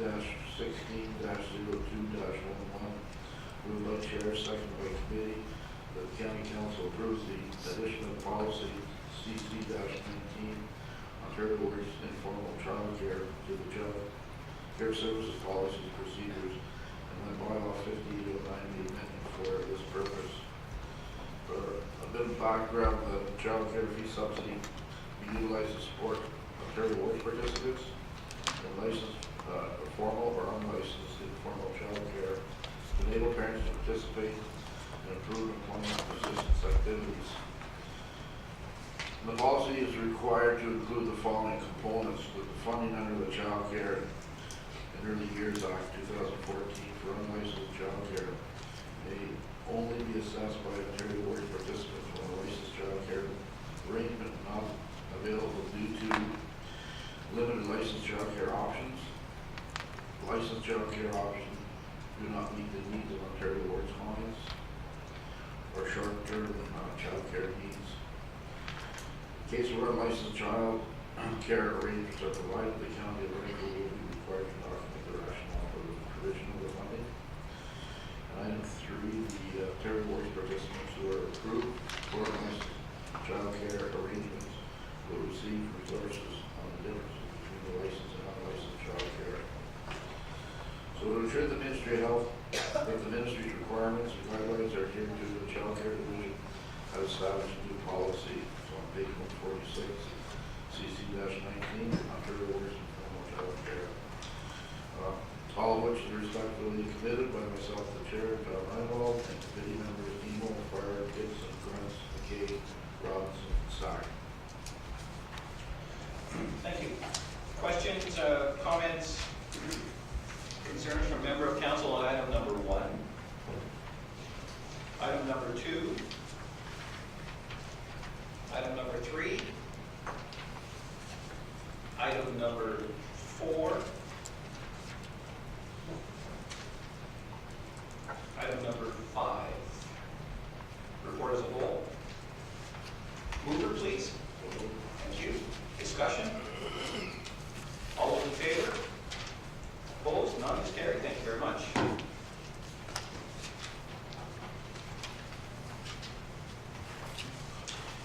Bylaws, please. Motion. Thank you, Mr. Warden. Before I begin, just because they're listed in our agenda, C bylaw 21-16 has been removed from this list. Thank you. Moved by myself, seconded by Councilor Donahue, that the bylaws listed on item 11 and attached here to is Schedule A on the County Council agenda dated February 11, 2016, be deemed read 3 times and passed. Thank you. You've heard the motion. Discussion? All those in favor? Opposed? None is carried. Thank you. And item number 12, notice of motions. Members' written motions.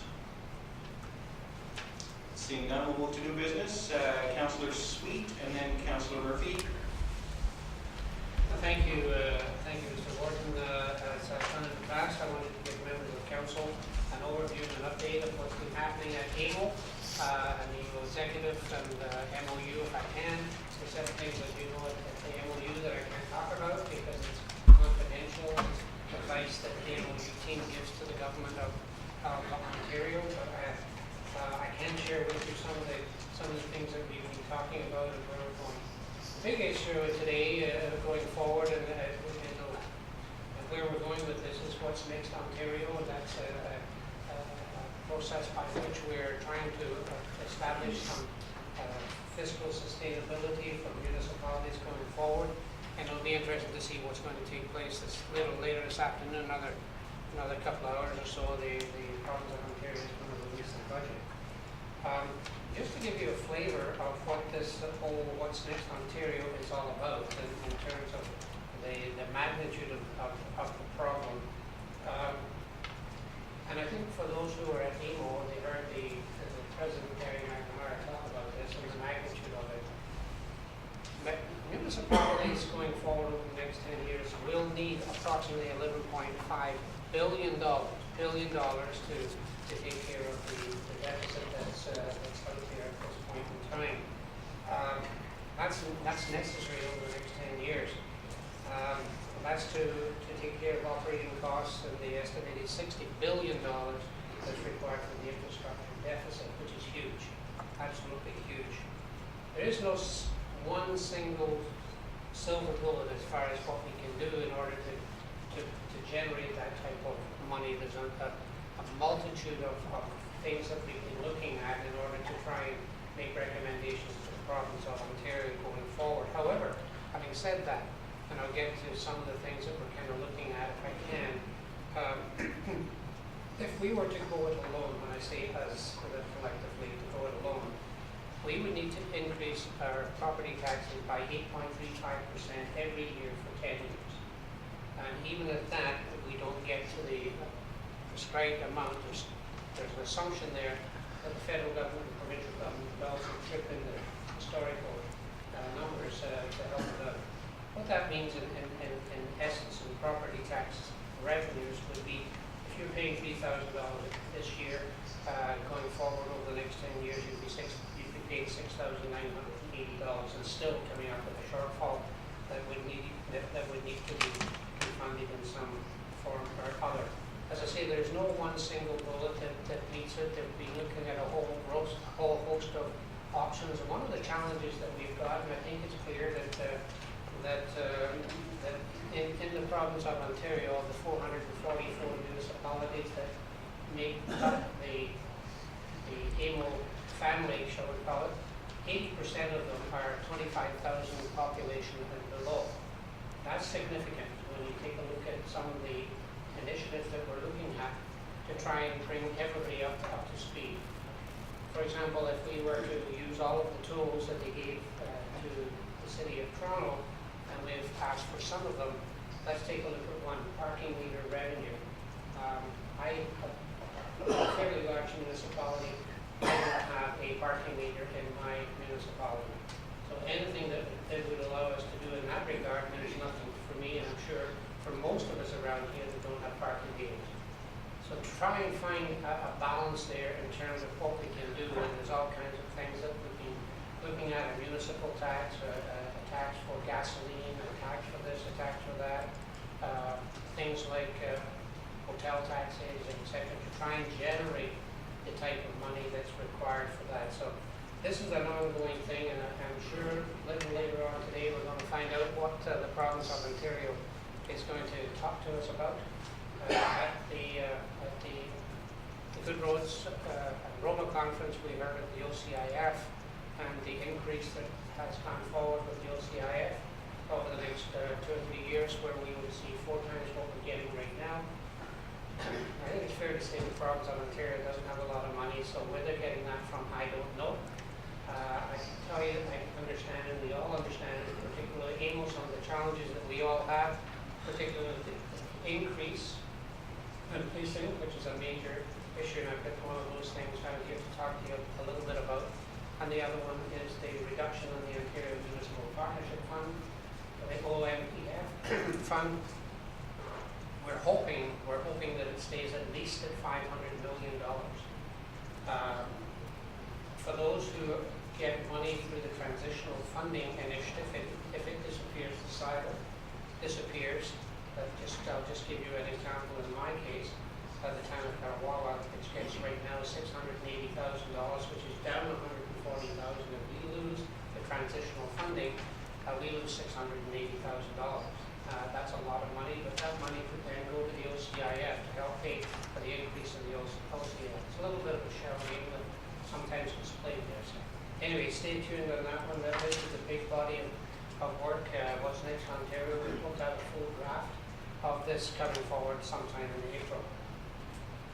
I talked a little bit about the police services situation. There's consultation going on in the task force, and AMO intends to bring together that police task force that was in place there to review the policing in the province of Ontario. Again, another big issue for many of us around the whole policing piece. And so they're working on that, and we'll bring that together. In fact, they've had a meeting today, and there was a meeting yesterday on this whole thing. And we'll be seeing that coming forward as soon as we get some sort of information. AMO will circulate that to everyone. Climate action, you've heard this cap and trade initiative that's coming forward.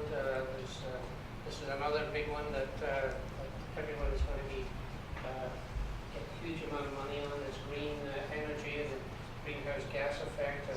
Minister Murray is absolutely passionate about this particular situation. I think there's some announcement today with regard to that going forward. Interestingly enough, Chief Topical at this point in time, he's pointing to trails and bike lanes that can be used, and trails that can be used for bike lanes. So we're right in the mix right now with the CP rail line coming forward. So we hope that you'll see the wisdom of what we're doing, and there might be some revenue coming from the cap and trade initiative going forward. So they're looking at landfill assessment, and for those who have landfill sites within their municipalities, they're talking about a potential impact class for landfill sites. We're looking at it, I'll just say that at this point in time. The warden talked about Blue Box, and going forward, that's an interesting one. Stewardship Council and the Blue Box Initiative. It's interesting to note that there seems to be, as you have rightly said, Mr. Warden, the onus is on the municipalities to be efficient and so forth. And this is all being handled, interestingly enough, and the funds are being handled by the producers themselves. So it's interesting to try and get some money out of those who are actually causing the problem, and that's the producers. We're kicking back on that. An interesting one is the PTSD initiative. There's no move towards through a private members bill, which is all of the parties are going to support this one. This is a presumptive situation, which is different from where it was in the past, where it was on the onus on the employee to prove that the job they were doing caused this problem. This is being reversed totally, and it's now on the backs of the employers to prove that the employee was in a job that caused this particular problem. To that end, there will be a requirement to have prevention plans in place for those who are on Schedule 1 and Schedule 2. We've Schedule 2, I believe, in Schedule 2. So we pay our own in essence. So if there's any problems with the PTSD, that this is going to fall back on municipalities again. So there'll be an increased cost to us, and preventative plans have got to be put in place and updated every year. And we've got a year and a half or 2 years to put one in place. Just wanted to read one thing that the president of AMO wrote, just to give you a flavor for the internet situation.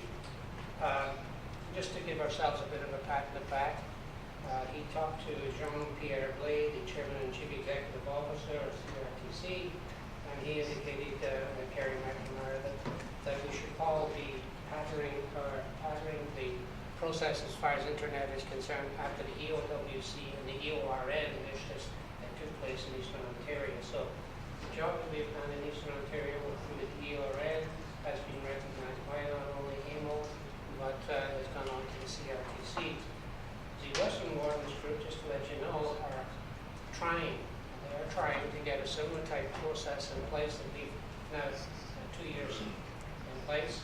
They're just trying to begin that process as we speak. So we're about 2 years ahead of the process and heading, as the warden has said, to complete cell phone gap analysis and trying to bring that to the table. And we've applied for some funds from the federal government for that, and using the same template as we did with the broadband gap analysis and try and bring that to a place where we feel it has to be. So that's a few of the things that we're talking about. Some of all of those things could change depending on the budget and how they present the budget this afternoon at 4 o'clock.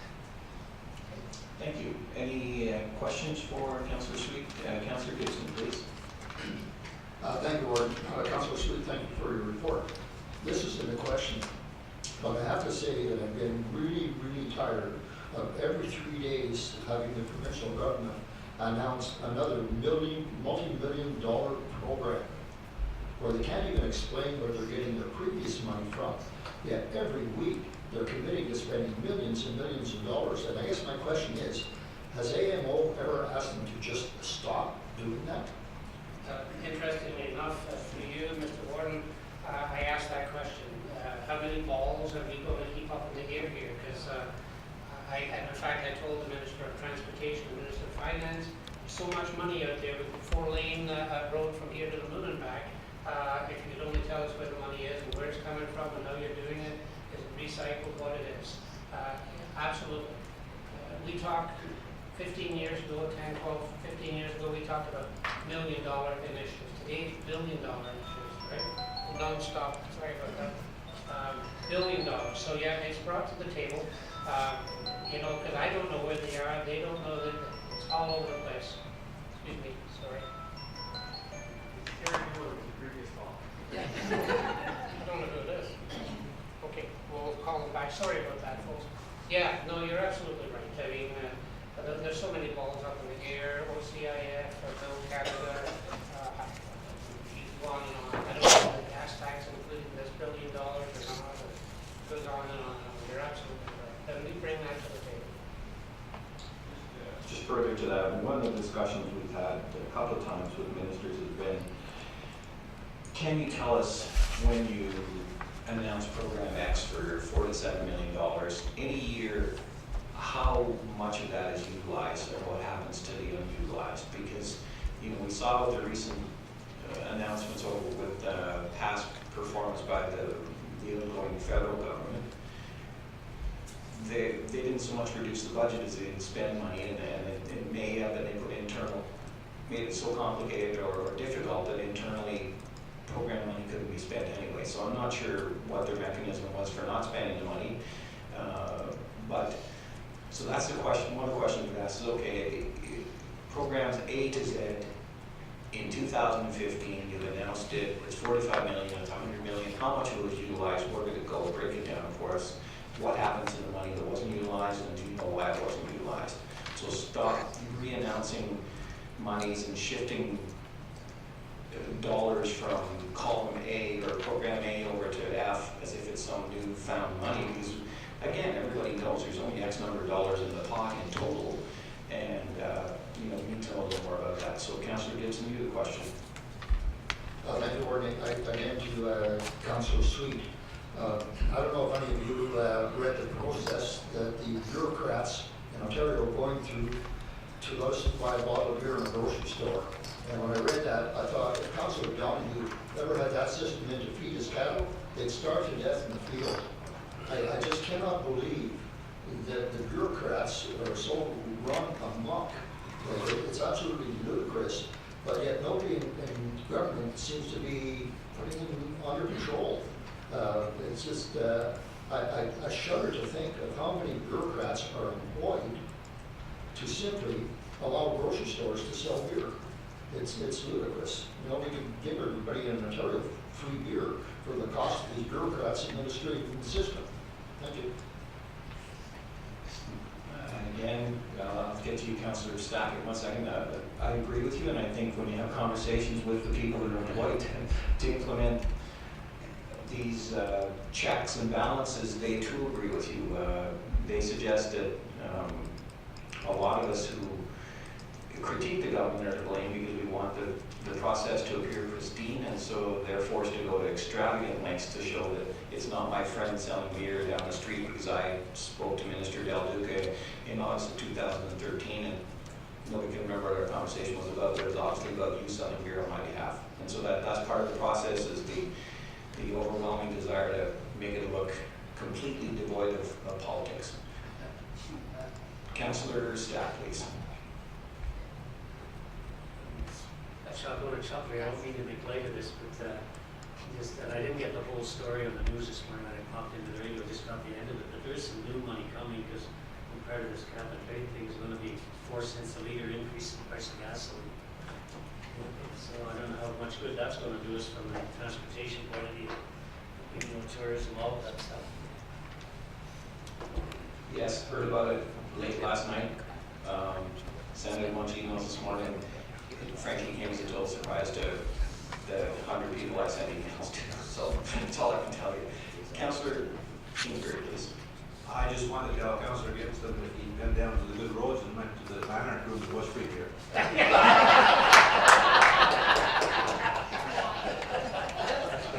Thank you. Yes, it was. I can attest to that. I saw Councillor Kingsbury doing it. Councillor Murphy, please. Didn't realize that Councillor Kingsbury was on the frat house floor. If you'll indulge me just for a couple of minutes, I have 2 things that were part of the Roma Ogra. Number one was an initiative spearheaded by Monastery Valley Township and included quite a few municipalities from Renfrew County. It was called the Save Our Arenas Initiative. I'd really like to thank Councillor Love for sitting in with the ministers and obviously the warden also. We managed to get 3 ministerial delegations. I think 2 of the 3 were extremely positive. We wondered if this aging infrastructure of these incredibly important facilities was even on their radar, and it appeared that it was not. So we're very proud that it is now on the minister's desks. It is in its infancy stages. We do have more homework to do, but I will tell you that of the, say, 185 rural municipalities that have arenas in their municipalities, 71 municipalities responded to a survey that we put out, that one of my councillors did, and 50 more, including Councillor Robinson, attended a meeting that the warden helped facilitate at Roma Ogra on Sunday afternoon. It's obviously a much larger issue than even we anticipated.